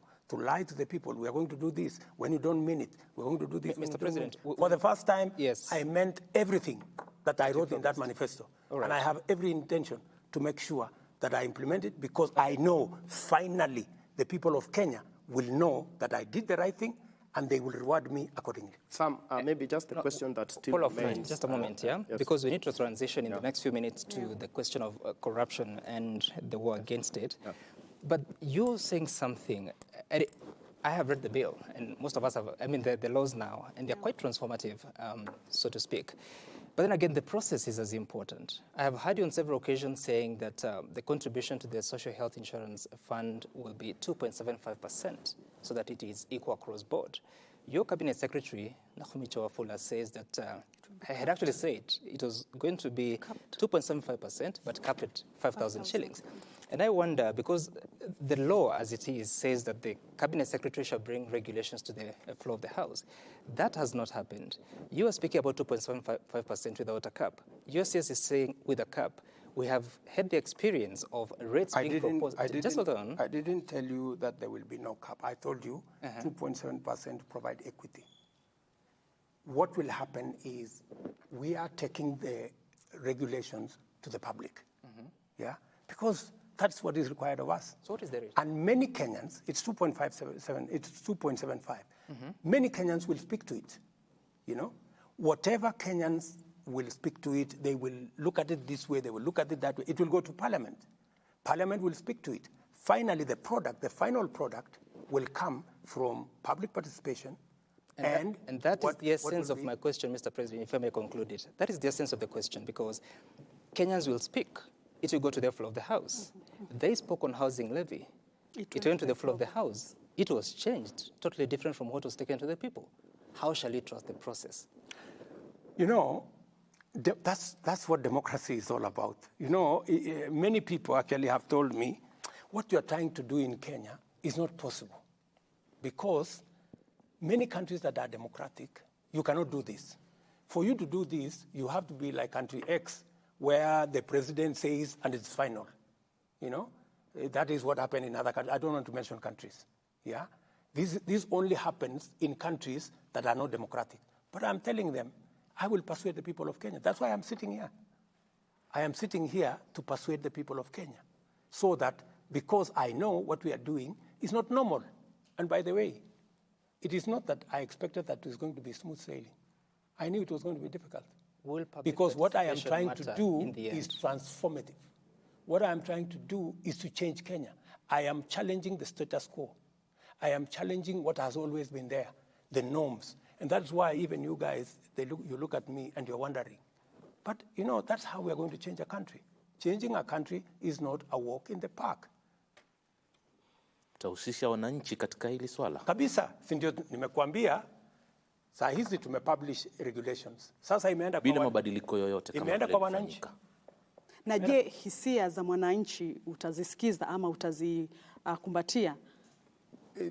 Vile wananchi walibadilisha housing levy, si nilikubali. So ikienda bunge, ikienda kwa wananchi wenyewe waseme. It is not citizens that changed it, it is parliament. It's parliament. You should go and read the public participation report. I read it, and majority of them were opposed to the introduction of it. Go and read it again, and Parliament took into account the views of the people who went to, for public participation. And you see, Parliament is also an independent institution. You want me to dictate to Parliament, and I will not, Sam. You know that's not possible. Mheshimiwa, naomba tuendelee na mjadala sasa katika swala la vita dhidi ya ufisadi. Umekuwa na umetoka kifua mbele, baadhi ya hotuba zako katika kipindi cha wiki moja pia imesisitiza sana swala hili la vita dhidi ya ufisadi. Lakini kwa upande mwingine hizi asasi ambazo zimepewa majukumu ya kutekeleza vita hivi pia ni kana kwamba vinasukumwa huku na kule. Kwa sababu gani? Nitakupatia mfano. Kesi ya Kimwarer na Aror hivi majuzi imetaja kuwa hakuna ushahidi wa kutosha. Kulikuwa na jitihada pale za tume ya ufisadi na maadili nchini katika kuhakikisha kwamba wanatengeneza kesi. Je, ina maana kwamba asasi zako kuna baadhi zinalegea katika kutekeleza wajibu wake, kwa mfano afisi ya DPP? Kwanza niliwaambia Wakenya katika serikali yangu hakutakuwa na pesa ya kuibiwa. I think I made that statement. I said there will be no money to be stolen. And many people are wondering what that meant. Because what we are doing now, for example, and I will come back to your question, because we are talking about corruption. Yep. How do we put mechanisms in place to stop theft, corruption, pilferage? And I have told you the greatest enabler that is going to make us overcome the challenge of corruption is through digitization. It is the reason why I embarked on digitizing government services. From 350, now we are at 14,000. We were collecting 60 million on e-citizen every day. Today we are collecting 600 million every day. My plan is that by next year, we should be collecting minimum 2 billion shillings on e-citizen every day. What does that do? It stops the corrupt. It stops people stealing. It stops pilferage. And for your information, let me just give you a statistic. KWS, right? Their budget for a whole year was 4.3 billion, but given them actually a budget of 4.5 billion. In 6 months, because of e-citizen, in 6 months, they have collected 4.3 billion.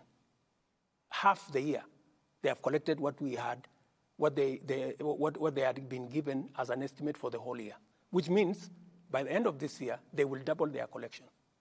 I'm just giving you one incident. So what will that do? That is how my plan on how to manage corruption, number one. Number two, I promised the people of Kenya that the independence of the judiciary is going to be sacrosanct. I can tell you for free that they have never received a telephone call from the president to tell them, manage this case in this manner, this corrupt person or that corrupt person. I promised the same to EACC, I promised the same to DCI, I promised the same to DPP. It is their responsibility. They ask me for support, and I have given as much support as I can muster to all these institutions. Let's come to the, are they doing what they should do? It is not for me to judge. It's for the people of Kenya to judge, because they report to us. I am telling them what I can within the separation of powers, that it is our expectation. That's why I'm speaking publicly, in public fora, to tell them, look, the people of Kenya have expectations that those who are corrupt, and if there is anybody who is corrupt, has a matter, and they say, and one of the agencies say, oh, the president told us not to prosecute this person, I would say in public, in front of TV, they should tell me, because I will never do such a thing. Coming to Kimwarer, if you followed Kimwarer, I said in the campaign trail that the case for Kimwarer was a fraud, because it was. Because it was. Because that case was being used politically. And that is why I have said we do not want political cases. And that's why I have told the investigative agencies, I don't want them to help me with politics. I will do my politics, I will look for supporters. I will look for all these groups, lobby groups and what have you. I will do politics. Them, they should dispense justice. No. And under my administration, there is nobody who will be prosecuted because of politics or politically, or because they are not aligned to this way and that way. But nobody is going to hide behind politics.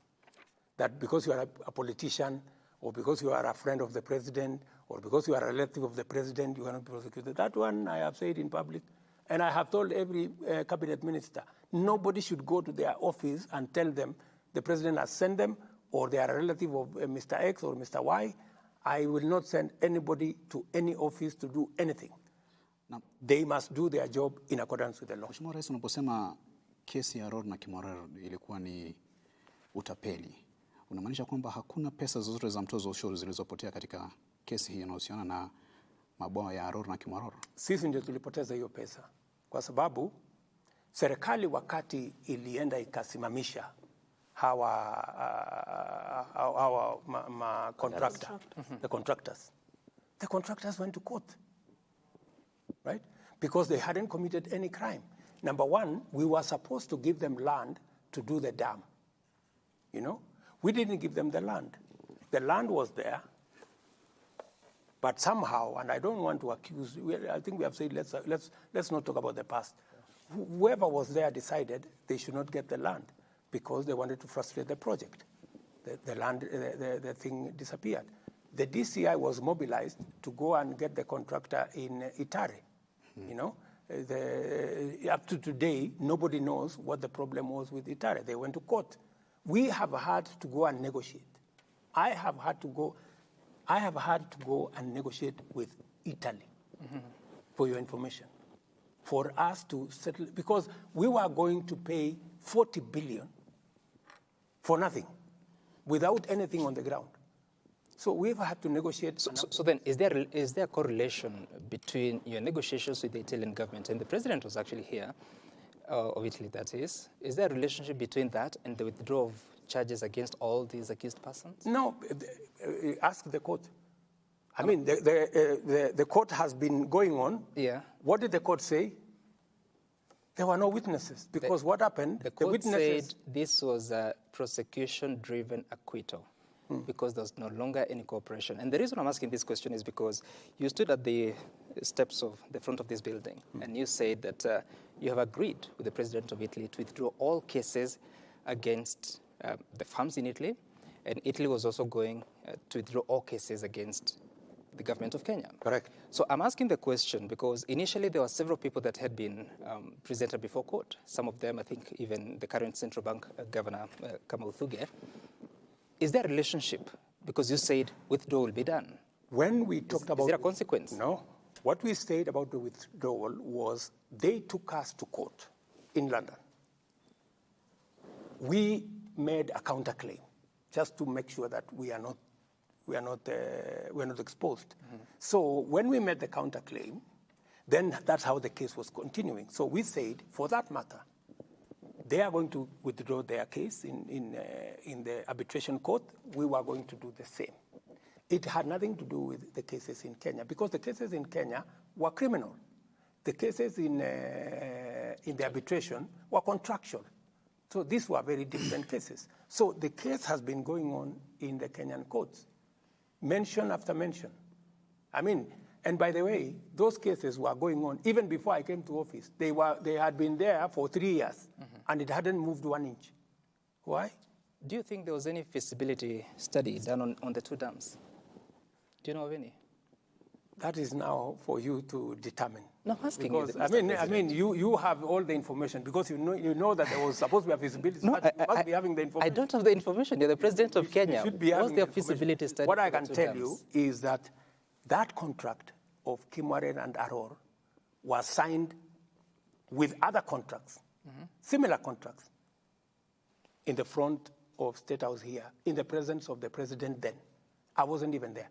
And that's what I'm asking. Those contracts were signed. That's what I'm asking you. Are you aware of any feasibility study for the two? I am aware that the contracts were as legitimate as they were signed. Okay. they were signed before two heads of government at that point in time. And if there was any problem with them, it should have come out in court. The reason I'm asking that is because you then, I don't know, should I conclude that you don't have any information of any feasibility study?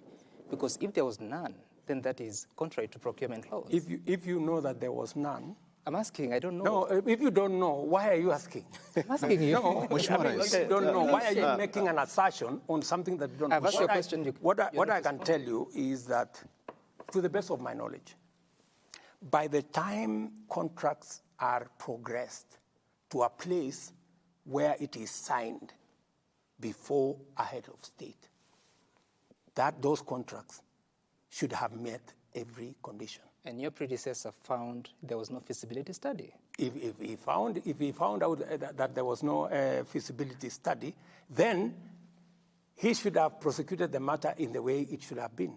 Which happened. People were taken to court. And then where did we end up with the contract? We end up with the government of Kenya. On that issue, kindly. And if it went to court for 3 years, why didn't it progress? So we are looking at it even... And the president then was in office. Why didn't it progress for 3 years? If it was as simple as there is no feasibility study, I mean, it should have been an open and shut case. We have seen what the judge has actually said. And you look at a situation whereby the prosecution is literally paralyzed in court. And this is not just even Aror and Kimorer. I mean, in the last 15 months, we've seen one case after the other collapse in court. And this is keeping Kenyans thinking. Yes, you came in and said at that time corruption was being weaponized. But now there's a feeling that now the law enforcers actually, it's a situation whereby there's protectionism instead of now the exact opposite of what was happening then. What do you tell Kenyans on this, where you find... I want to tell the people of Kenya that I will discharge my responsibility in making sure that all independent institutions are appropriately facilitated. In fact, the DPP has sent a request on additional resources to hire more staff so that they can discharge their responsibility well, and I am looking at that request. We have given additional money to the judiciary. I will facilitate, my administration will facilitate all the independent agencies to discharge their responsibility. We will also dispense our responsibility in making sure that the judiciary is independent and doing their job. Yeah? Mm-hmm. That I will do. And I will make sure that nobody hides under the presidency, the government, friendship, anybody must be taken to court if they are committed crimes. But beyond that, I will also go the extra mile and prevent public money from being stolen. And that's what I'm doing. I am saying prevention is better than cure, they say. Yeah? That's why I'm saying for us to avoid unnecessary matters, let us see how we manage we manage public resources. And that's why I'm even telling, because there are some people who are still dodging the digitization process. They are still dodging the 222 government payment platform because they are used to paying things. In fact, I know, for example, some institutions, when we say they must pay through the digital platform, they are now asking for checks. Some of them are asking for back transfers because they don't want accountability. And I'm giving them a warning. We said by 31st of this month, every government service must be paid on e-citizen. And even land, which is the biggest challenge, we have now said the Ministry of Lands is going to be cashless, all the way to Mashinani. Anybody, and I'm telling Kenyans here, anybody who asks you for cash for payment of a public service, look at them in the eye and tell them they are fraudsters. Na Mheshimiwa Rais, katika vita dhidi ya ufisadi na uhuru wa taasisi mbalimbali na mihimili tofauti ya serikali, umejitangaza wazi wazi kwamba hutalegeza kamba katika vita dhidi ya ufisadi. Hutalegeza kamba. Naam, na umekuwa na kauli ambazo umekuwa ukizitumia, na nikikunukuu wakati mmoja kwa kule magharibi ukizungumzia kuhusu wafisadi ambao unaamini wamelemaza sekta ya viwanda vya sukari. Ulisema ima uhame Kenya, ama ni kuweke jela, ama usafiri uende mbinguni. Hili halijaonekana kuendana vyema na wachanganuzi wa haki za binadamu. Mbona usiruhusu mahakama ifanye kazi yake? Nimezuia, si nimesema tutakupeleka mahakamani. Inachukuliwa kama kitisho. Lakini wacha nikueleze ya kwamba jambo la ufisadi ni figurative language to drive home the point that this is no longer a joke. And for your information, because of what I did, we have managed to sort out the biggest cartel in Mumias. Vitisho vinafanya kazi? No, sio vitisho, ni kuambia tu watu ukweli. Kwamba mahali mambo imefika, hatuwezi kuendelea vile tunaendelea. Lazima tubadilishe mwenendo wetu. And I am telling you, let me repeat here, that for those people who are corrupt, please look for another country. Because it is not going to be business as usual. Even as we look places where we find, even as we do what we have to do to make sure that all Kenyans are we avoid pilferage, we avoid corruption. Even as we do that, for those of the incorrigible characters, the people who benefit from corruption, the people who try even to influence the criminal justice system, you know, the people who beneficiaries, like what I talked to you about. I mean, surely, the people who are going to court to stop, you know, implementation of programs that are public, you know, these are, and you know very well, you can see their fingerprints, that these are beneficiaries of corruption. They are so daring with impunity that they want to manipulate the whole system. But it is the same thing. Isn't that democracy, really, Mr. President? Is it democracy to steal? No, sorry. Going to I'm court. talking about the question of going to court, especially for the programs you're talking about. No, I mean, I have no problem. I'm not complaining. I've said they've gone to court, but I'm going to call them out that I know you. I know the fellows who have gone to court. I know the fellows who are sponsoring this, because I know them. They will not hide, because I can see their fingerprints. Let me give you an example. I told the people of Kenya that we need to increase our savings as a percentage of our GDP, that we are doing very badly. Countries like China are at 55%. We are at 12%, right? How do we build our savings? You know, there are characters who went to court to say, let us continue paying 200 shillings, you know? And then Kenya is rated among the last countries on age-old poverty, you know, because if you save 200 shillings, Bwana Wafula, how much money? Surely, we have so many people, and that is how we do not have a pool of resources in Kenya that we can use to drive our own development. That's why we go borrowing left, right, and center. So we went to court, right? They went to court. I mean, we passed the law 2014. They went to court. They stole the thing 9 years, imagine, taking us from one courtroom to another. Then I called them and I told them, look at me in the eye, my friends. You have to stop this shit. You have to stop, you have to stop this nonsense. Yeah, it cannot continue like this, right?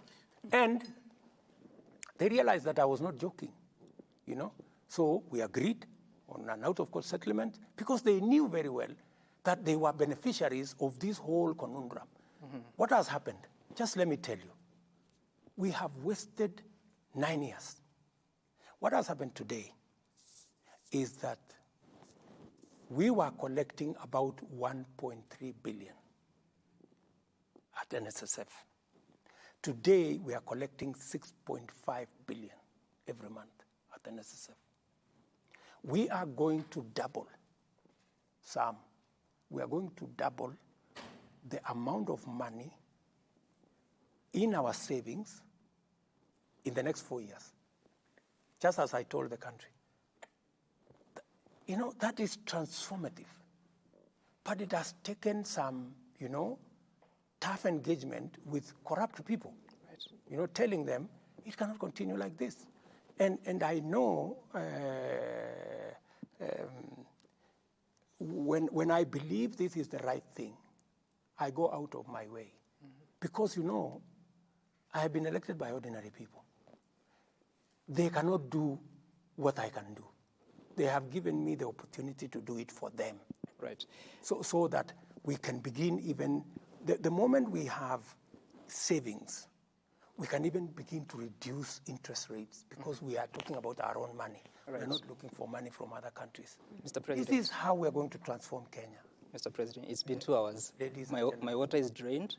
Please sip yours as we transition to the next conversation, which is on governance issues, and Grace is going to take us through that. Right, Mr. President, and this is basically point blank. Are you concerned about the performance of some of the people working under you, in particular cabinet secretaries? We saw you say that some CSs and PSs are clueless about their dockets some time back this year. And there was this report released by TIFA just about 2 days ago, which placed some 5 CSs at the bottom. And unfortunately, these 5 are part or are at the heart of Kenya's economy. Energy CS was at the bottom. Gender CS, Treasury CS, Water CS, Land CS. Are you concerned about their performance, and what are you intending to do about it, Mr. President? Number one, I don't believe in TIFA. Why don't you? Because TIFA is a fraud. TIFA and all these opinion poll people, they are paid. By who? Whoever pays them. Because But you just said they told paid. they told us many stories. If it was TIFA, I would not be president. They said I would never win. They made all manner of allegations. So please, let's not talk about opinion polls. Let's not talk about TIFA. And I have no quarrel with them. Wanaweza kuendelea na kusema ile wanasema, which is okay. Let's go to the performance, minus TIFA. Yeah? But we can see the results. We can see the results because... Let's go to, okay. I'm saying we can see the results. You have dismissed TIFA, but say energy, which is at the bottom. This is definitely here because of the frequent power outages that have been experienced in the country. So it has to be true. It is not true. Let me tell you that, yes, we've had about 4 different blackouts. And there is a reason for it, you know. And I want to tell the people of Kenya that, yes, there's a problem. The problem is not about generation, because we have enough power in the grid. The problem is about investment. We haven't invested in our transmission lines and distribution lines in the last 8 years. Why haven't we invested? We didn't have a plan, number one, a clear plan. And where we had a plan, many things went wrong. For example, the 3 or 4 lines that are giving us real trouble, are lines that have been in court for like 7 years. You know, we had a Spanish engagement with another group called Africa 50 that would help us connect the power from Takwel, the power from Ethiopia, and the power from Uganda into the grid, but those were never implemented. When I came into office, the first thing I did was, for example, there were transformers at the port for 5 years, and it only required 500 million. I paid it one day. That is why today we have connected power to Ortum. We are connecting power to Kitale from Takwel. We have so much power in Takwel, we cannot deliver it because there is no transmission line. What have we done? To be fair to, and I am not defending Davis, I just don't want him to be crucified for a problem that comes from afar. So what have we done? We have finally negotiated. I went to Korea. I negotiated a facility of 9 billion shillings. We are going to do 200 kilometers of transmission line, the ones that are part of what is causing the problem. We have finalized the procurement. Those will be constructed. We've also decided that because we do not have sufficient resources, we are going to work with the private sector. So we have another 8 lines, a total of 607 kilometers of transmission line that we have concessioned to a private sector for them to build the lines. And because we already have the law on wheeling charge, they will construct the lines, we will pay them as they transport our power. So we have a plan. And number three, we want to invest about maybe $100 or $120 million to island the supply of power, so that we will create about 5 zones. We already have 4 in place in terms of design, so that if there is a problem with power in one corner, it doesn't shut out the whole country, so that we isolate different places. It was supposed to be a factor of investment. And why is this the case, Sam? Just to, what we have done in the last 10 years, we have increased the number of people we are supplying electricity to from 2.3 million households to 9.4 million households. There should have been a commensurate investment to make sure that the transmission lines are strong enough to deliver power. So that was the gap. But Mr. President, the bigger question is about yourself. You spoke to the nation. I think you are swearing in, was it CSs or who were you swearing in? And you said that you have a challenge with some of your cabinet secretaries and principal secretaries. There's certain things they do not know. In fact, you know more than they do. I say, how much of that is still a problem? How much, when I said that, I was telling my CSs that read. If you remember the context, I told them, look, read briefs, understand your subject, understand your ministry, be on top of it. Because the moment I know more than you do about your ministry, then there is a problem, right? That was the context on. Has it changed? And what we have done concurrently, is we've had retreats of a cabinet. Yeah. We had one in Laikipia. We had another one recently. We are having one in February, just to make sure that we hem in everybody so that we are all aligned in the same direction. I want to tell you that many ministers, many PSS are now on the rhythm. They now understand where we want to go. And going back to what my sister said. Grace. Grace. What Grace said. There is all that around, because the economy is difficult. So you will find people saying this must be the man who is causing problems. We have a problem with energy. Then it is easy to blame the minister. But let me say a broader thing, in this context, that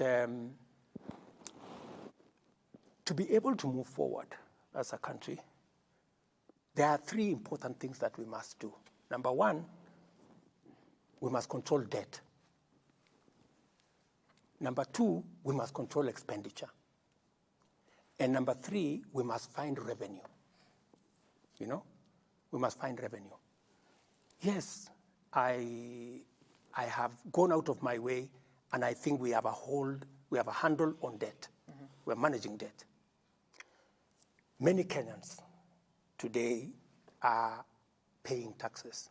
I am making sure that through digitization, we manage to collect as much as possible, and it is not lost.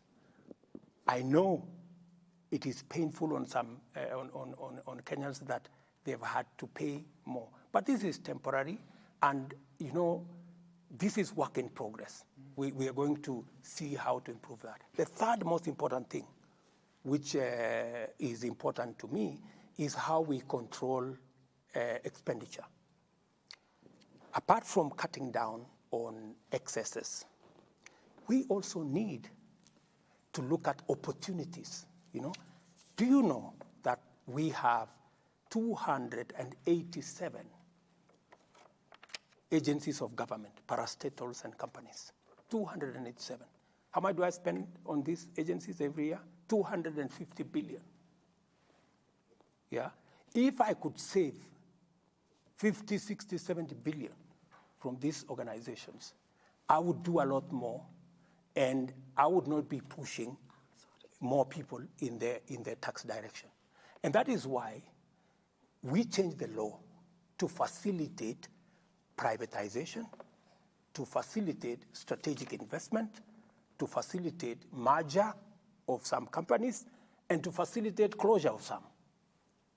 Let me give you an example, because many people have been asking, so why does the government want to sell, this company and this company and this company and this company? Taxpayers' money is being used to support many of these companies. Let me give you an example. I know many people are very sentimental about KICC. We said we want to privatize KICC. Let me explain to the people of Kenya. KICC is an iconic building. Mm-hmm. It is the center of the city. Mm. All of us, including myself. When I came first to Nairobi, I came to that photograph place where we are holding KICC at the top. And that will continue. People will continue taking photographs at KICC. But that's not why KICC was not built. That was not why KICC was built. It was not built for photographs. It was built as a national asset. Mm-hmm. Let me tell the people of Kenya, KICC today is valued at 30 billion, right? How much money do we get from KICC? Last year we got 29 million. The other year we got, I think, 40 million. How much? 40 million. What a waste, Because it is being managed inefficiently. I had to put 1.8 billion shillings to make it usable for Africa Climate Summit. Just imagine. So what I'm saying is, instead of having KICC as an office block, the whole of that KICC there has offices of this person and that person, they are paying nothing. Right. Yeah? Why don't we transform KICC for it to become the international conference center that it was built to be? Right. Right? So when you... Just wait, the international conference center. And you know how much money we should be making from KICC if it is worth 30 billion? Even nominally, we should be getting 3 billion shillings a year. How much are we getting? We are not getting 3 billion. We are getting 29 million. But Mr. President... This is an asset of Kenya. Mr. President... this is a property of the that question about Kenya. privatization of KICC, for instance, of course, there's work that has to be done, public participation, people give their views, and Correct. eventually the decision is made. So is the intention to sell it all, or is it a portion of it? The intention is to commercialize. The intention is to have a mechanism, a strategic investor, so that we need to make it a true conference facility. And if we make it a truly conference facility, it will give us more than 3 billion shillings a year. Today, we are getting 29 million. If you ask any ordinary Kenyan, would we rather continue getting 29 million, would we do a strategic investment that would give us 3 or 4 or 5? Kwa hivyo kumaanisha, Mheshimiwa Rais, changamoto inayoikumba KICC imepita ufahamu wa kwa serikali kuweza kuihakikisha kwamba inapata kile inachofaa kupata mpaka mnakwenda katika mkondo wa kuiprivatize. Good question, my dear sister. KICC was not built yesterday. It's been there all these years. It has not happened in all the governments that came before me, right? And this is why I am proposing what I am proposing, so that we have a different, exactly answering your question. Wale hawakufanya, mimi nataka kufanya. I want to change KICC so that it makes money. Give me a chance to change KICC so that it makes money. Let me conclude by saying, because our international conference center at KICC is not working, it has no capacity to host. If you go there, if I didn't invest 1.8 billion, nobody wants to have a meeting in KICC because it is dark, it has no facility, it has no what, it is no toilets, nothing. So what has happened as a result of underperformance of KICC? Do you know that Intercont Hotel is closed? Yeah. Mm-hmm. Do you know that Hilton Hotel is closed? Do you know that Crown Plaza is closed? Do you know that all these other hotels are struggling? Because we have no international conference facility. Conference facilities are the ones that support our tourism sector, our convention sector, our hotel industry. We not only want to invest or get a strategic investor for KICC, I am also going to get a strategic investor for Bomas of Kenya. We need to build another conference facility in Kenya, in Bomas of Kenya, and we need to build maybe 2-3 hotels in Bomas of Kenya. It is what is going to change the fortunes of our country, especially the space around tourism. Right. So let me persuade the people of Kenya, right? KICC is not being sold to anybody. KICC is not being taken anywhere. KICC will remain there. Those who want to take photographs, you can continue taking photographs. But for heaven's sake, allow me to get a strategic investor, and I am not going to do it at night. In fact, many people have been saying maybe we change the law to make it easy for government property to be disposed. That's not true. The reason why the former law was changed is because since 2005, or is it 2009 when it was implemented, we have not privatized a single thing because it was convoluted and it never went anywhere. Let me give you, Mr. President. benefits. Allow me, because you know this is a very important thing to me. Yes, so this is so when we said we want to commercialize KICC, there are companies, Grace, there are companies like Postbank. Every morning when we open Postbank, we lose 3 million. In the last 5 years, we have lost 1 billion shillings every year. How much? 1 billion shillings every year. Because nobody wants to make a decision about Postbank. I want to make a decision about Postbank. I want to get the employees who are working in Postbank. I want to second them to other institutions. We close down Postbank. We stop losing 1 billion shillings. Every year, and we do something with a fund that is there instead of taking money from the fund and spending it. And you know, we are just being not prudent at all. Let me give you another example. Because you know, this is what I want to do. This is what we are talking about. When we talk about privatization, we are not talking about just sale.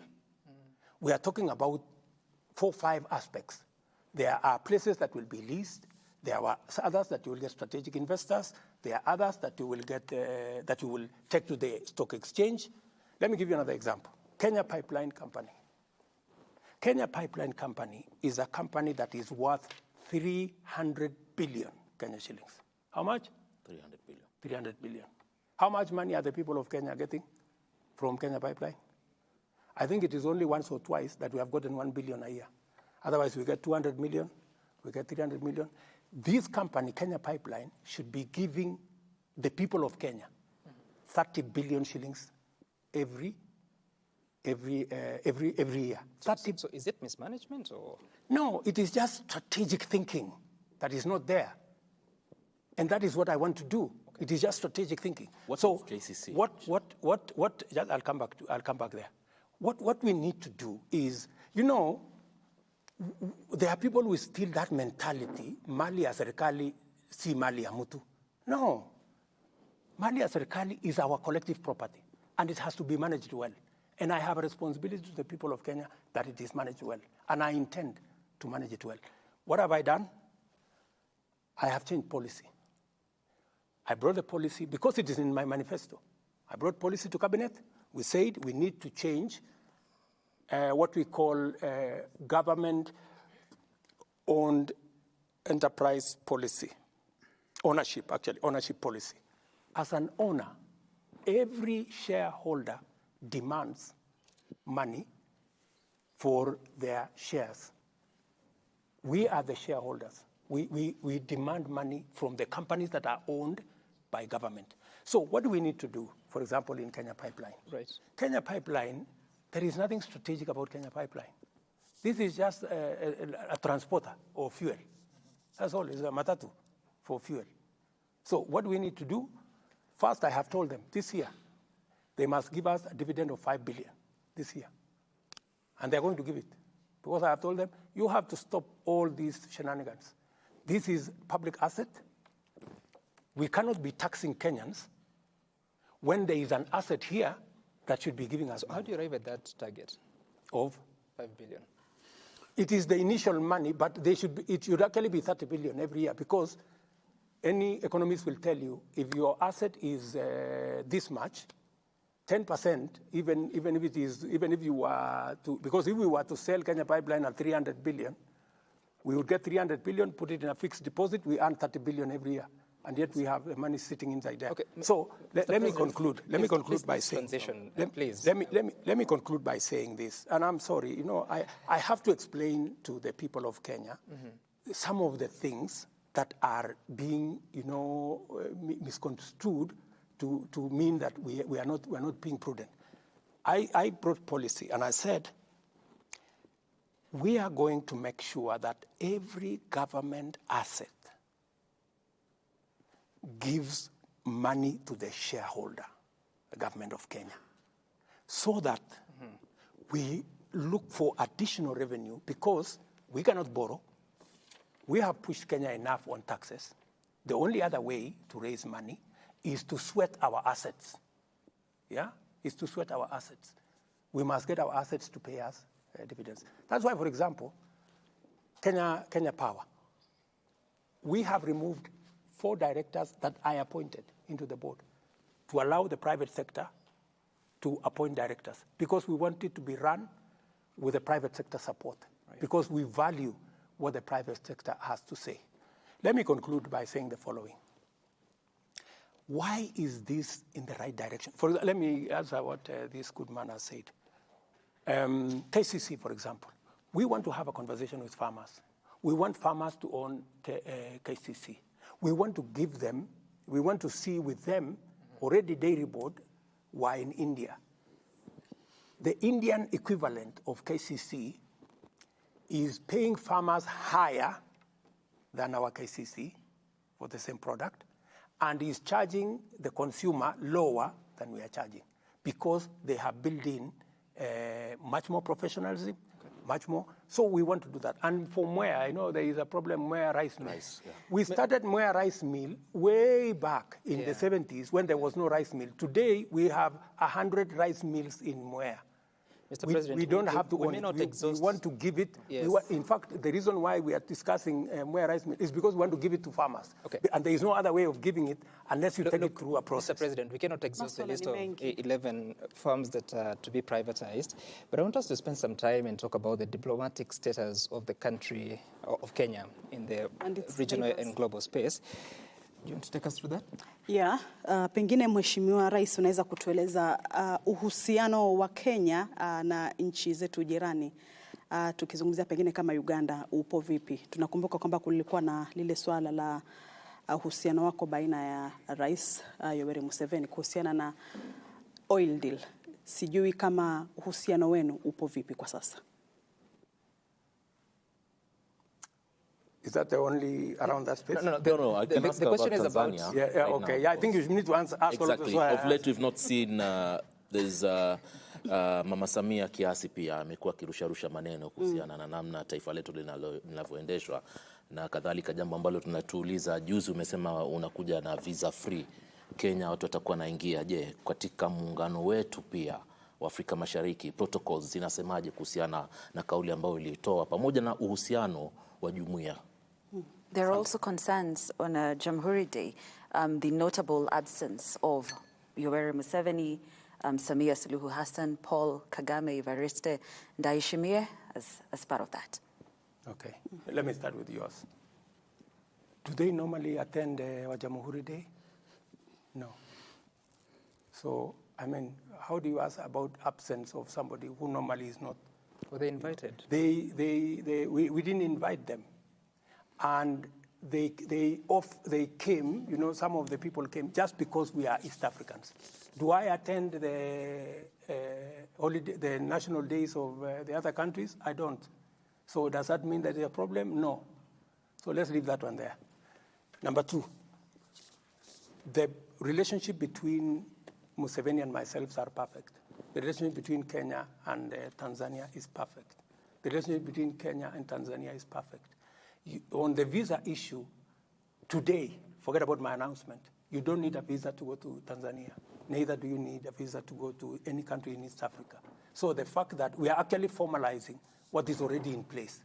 So there is no contradiction between our visa-free and that. But let me say one more thing, if you allow me. I've answered that one quickly so that you can allow me to say something else. Let me say this, because, let me tell you, the economy is very important to me. And that's why I want us to spend time there a bit. The economy is very important to me. I have told you that we need to raise revenue. Why am I targeting raising revenue from our assets? Look, for the example, Safaricom. Safaricom was a small department in telecom. Yeah? What did we do? We took it to privatization. We asked Vodafone to come and invest. We gave them 40%. Then we sold another 25% to the public in Kenya. Today, the small Safaricom that was at the corner in telecom, today is the largest company in Kenya. Today, the value of Safaricom is 360 billion. Today, Safaricom is supporting 1.2 million jobs. Today, Safaricom has given the government of Kenya, through taxes, in the last 15 years, 1.3 trillion shillings.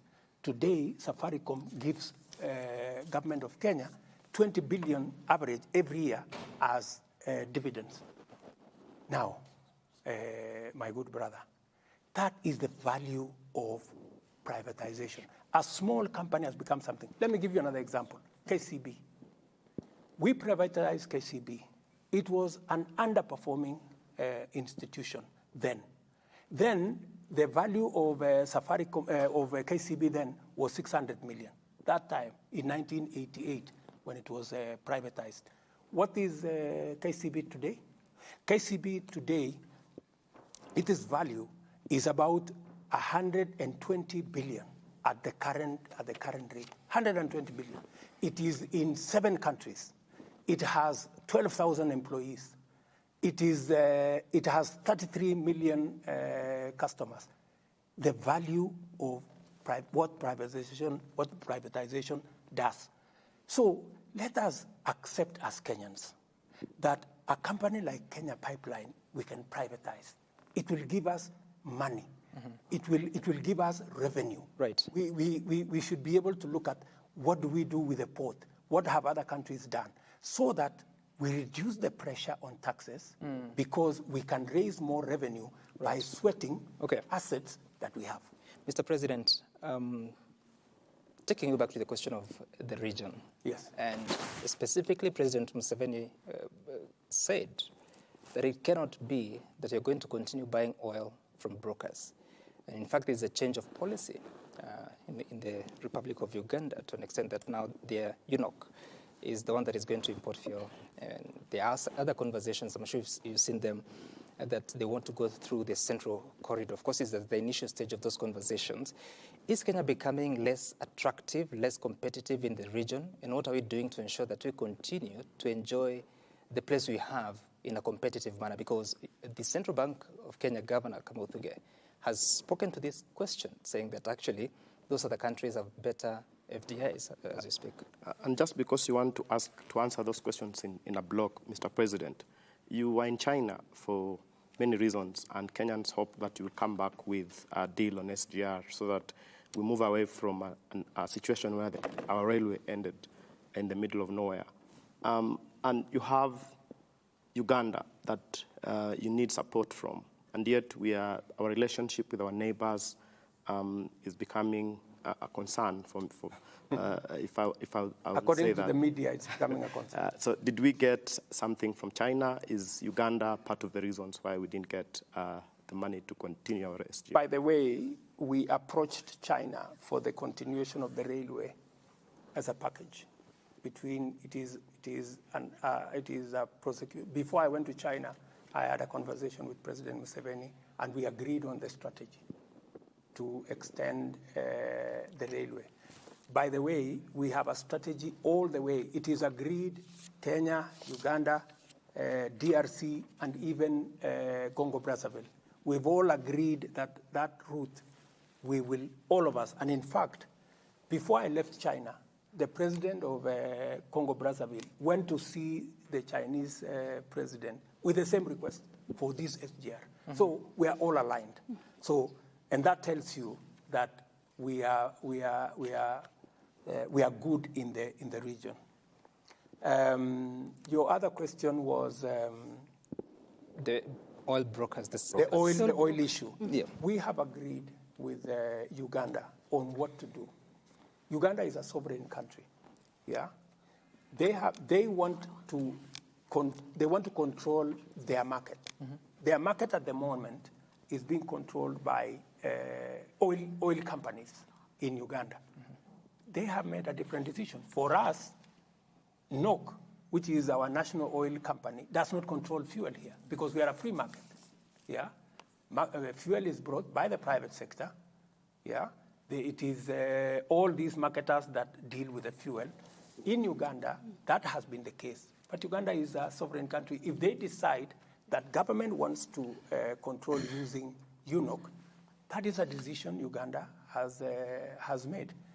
As Kenya, we want to work, because we are a free market, we want to work with the oil marketing companies.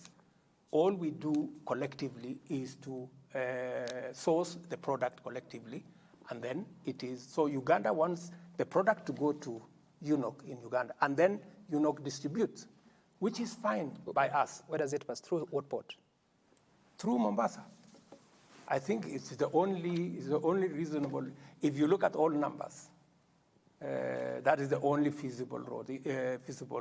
Mm-hmm. What we have agreed with them is that we will agree on a structure where, using our pipeline, we will need to ration who uses the pipeline, because it is an asset. Don't you think we're losing? Because I think, correct me if I'm wrong, but part of the exports for this country is oil to Uganda, isn't it?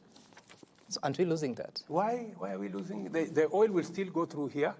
They will still pay the charges they have been paying to go to Uganda. It is not that we have been making money from Uganda. They have been buying their own. They have been buying fuel from the same source as we do. The only thing is that we've been sourcing it together. So in the East African community, is there any conversation that countries like Uganda may choose to use the port in Tanzania? Any country can choose whatever what is financially usable for them. And therefore, what are you doing to ensure that we are competitive so that we don't lose? We are very competitive, I can tell you. In fact, the Kenyan route is the only competitive route to go to Eastern DRC and to go to Uganda. In fact, we are having a conversation with Rwanda because they equally find this route, especially if we can connect from Kisumu across the Lake Victoria. That will even be a shorter route to Rwanda. So, Mr. President, if we have agreed as a region on the railway infrastructure, and really important, is really important even for the economy, which you are passionate about, then what is the issue? Because first it was bankability of the project, and that was to be solved by the feasibility study. Then second, it was to be the region needed to come on board as a block so that the project can become viable into the long term. So if as a region we are aligned, what is the problem? The challenge that we have now with the railway is twofold. Number one is that our headroom on debt, we cannot borrow anymore. So we have asked China to invest, not to lend us money. Yeah? We are having that conversation. And some of their companies are considering investing their money, instead of us borrowing the money. We are also having a conversation as to what is the timing. Mm-hmm. When do we want this delivered? So those are the conversations that are going on. As you know, our exposure is on the limit. So we cannot, and I will not, borrow any more money. And I have made that commitment to the people of Kenya. What we can do is we are looking at alternative options. Can we have a public-private partnership that will see China and Chinese companies invest in the pipeline. That is the conversation that we are having. Mheshimiwa, mwisho, kuna swala la DRC hapa. Tuna tatizo lolote taifa la Kenya na DRC? Hatuna matatizo kabisa na nchi jirani ya East Africa ya DRC. DRC wako na uchaguzi. Sisi kama wa Kenya tulienda kuwasaidia katika changamoto walizo nazo kwa mambo ya usalama. Jeshi letu lilienda pale, tukasimamisha vita ambayo ilikuwa inaenda pale, tukiwa pamoja na ndugu zetu wa kutoka Uganda, kutoka Burundi na kutoka South Sudan. Tumefanya kazi hiyo kwa muda wa mwaka mmoja. Baada ya mwaka mmoja, wao wenyewe wamesema ya kwamba wanaona sasa msaada wetu imefika mwisho. Tukakubaliana, tukafanya summit hapa Arusha, tukakubaliana sasa sisi tutatafuta namna gradually to exit from the scene so that other countries can come and support them. Jana ama juzi kulikuwa na mkutano hapa Nairobi ya wananchi wa DRC, wakatoa statement. Watu wa DRC wakalalamika kwamba hiyo statement Kenya haingekubali hiyo statement itolewe pale. Msimamo wetu kama Kenya ni kwamba sisi ni nchi demokrasia. Na nyinyi mnajua, nyinyi ni watu wa vyombo vya habari. Hakuna mtu anauliza serikali kwenda kutoa taarifa yeyote. So they issued a statement from here. DRC wanted to know whether those people, we can arrest them. Then we told them, you know, Kenya is a democracy. We cannot arrest anybody who has issued a statement. We don't arrest people who have made us, we arrest criminals. If anybody has committed any criminality, we will go out of our way to deal with them. But issuing statements, how many people issue statements in Kenya against me? Every day, people are issuing statements left, right, and center. That is what the democracy is all about. And in any case, Kenya here has the biggest bureau. You guys know the biggest bureau of journalists from BBC. I don't know, CNN. I don't know where. Everybody is here. So, and that is what people are looking for. So, Kenya is a media hub. By recalling the ambassador from Nairobi, what does that mean? Do you have a problem now? If they decide that they want to recall our ambassador because a statement was issued in Nairobi, that is their right. But, you know, I cannot arrest anybody merely because they issued a statement. That is undemocratic. That is not how Kenya is. That is not the Kenya you all know. So, you know, we are all different. Countries are democracies in different ways. Okay. Mheshimiwa, mwisho kabisa kabla tujamaliza, siwezi kukuacha bila kuuliza swala la elimu. Tumepata malalamiko mengi sana. Nimepata jumbe nyingi tangu jana kuelezea kwamba tutakuwa na rais. Watu wengi ambao walikuwa wanafanya internship kuhusiana na JSS wanalalamika kwamba wanahitaji kupewa nafasi.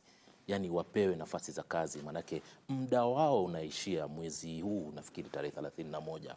Umeweka mikakati gani ama mipango gani kuwaeka wakati ambapo pia junior secondary school inafaa kufungua mwezi wa Januari, waendelee na vile vile kuwe hakuna tatizo lolote kwa wazazi, wanafunzi na hata pia mikakati ya serikali kuhusiana na swala la elimu? Naomba utujibu hili wewe kama rais. Mimi nitajibu. Manake isiwe mambo ya kupeleka kwa wizara itafanya hivi na hivi. Mimi nitakujibu. Ndio. Mambo ya wanafunzi ama walimu wa JSS, Januari watakuwa kazini. Kwa sababu tulitoa sera kama serikali ya kwamba sekta zote kabla ya kuajiriwa permanent and pensionable unafanya kazi internship miaka miwili. So they will complete, once they complete their internship of 2 years, we will hire everybody. So they need to relax. They need to go through the process. They will have the first priority when we hire teachers after the internship. And we are not doing internship only with teachers. We are doing internship with many other sectors. In fact, we've just gotten a cohort of interns at the public service, because internship is part of the learning process, and the job process. So our interns that are doing a wonderful job as teachers, they need to relax. Nobody is going to take their place in January. So they'll be what? They will continue to complete. interns. Yeah, they will continue to complete their internship For 2 years. 2 years, which is a government policy, and that is understood. After the 2 years, they will be hired as we absorb others into internship to graduate slowly like that. Okay. Unawahakikishia walimu wote 50,000 hivi watapata kandarasi za kudumu baada ya miaka miwili. Correct. Mr. President, we want to wind up, but a lot of conversations and many questions that are coming in, including one who is asking that, back to our earlier conversation about the housing levy and that question of accountability, do you know now how much has been collected from that levy and where it is? I know that I don't have the final figures with me here, but I know we've been collecting ever since the law was passed, and it is on average about around 60 billion shillings or thereabout, plus or minus every month. 60 billion shillings. Yes.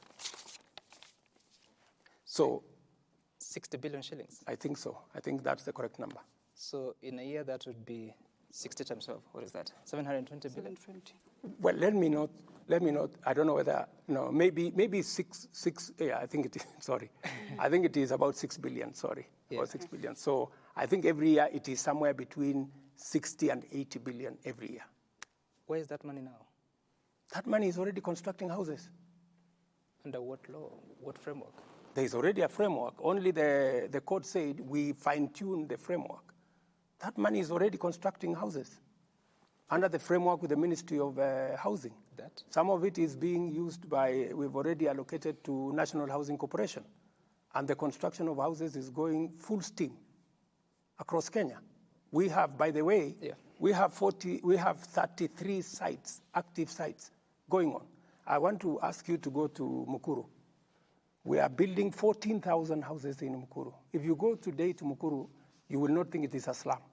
So you will think it is in Europe. That is being financed by these resources? Yes. Not private investor resources? No, this is being financed by these resources. So if it's 6 billion every month, you're saying 60 to 80 each year. Every year. So how many houses does that construct? It will depend because we are constructing houses of between 400,000 per house. Others will be 1 million. Others will be 3 million. It is different categories. No, that's the selling price. I'm talking about the cost. But you know, the cost is commensurate with what you sell because it depends with sizes.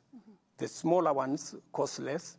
The 1 bedroom, the bed sitter, the 1 bedroom, the 2 bedroom, the 3 bedroom cost different. So it will depend on how many. Mr. President, I asked that question because it's been a very stubborn question. Not many have an answer. I have an answer. Not your members of parliament, not your cabinet I secretaries. have an answer. And in fact, if you call the ministry responsible, they will explain to you in detail. Now? Yes. Okay. In detail. Mr. President, yes. The last question, which I was told to ask you, would be, is there hope? Oh, my goodness. Let me tell you. We are going to change Kenya. I am very positive.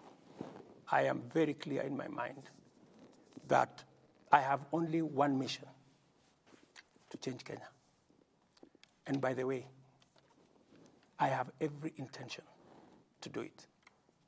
And I know very well that it's not going to be easy. It's going to be difficult.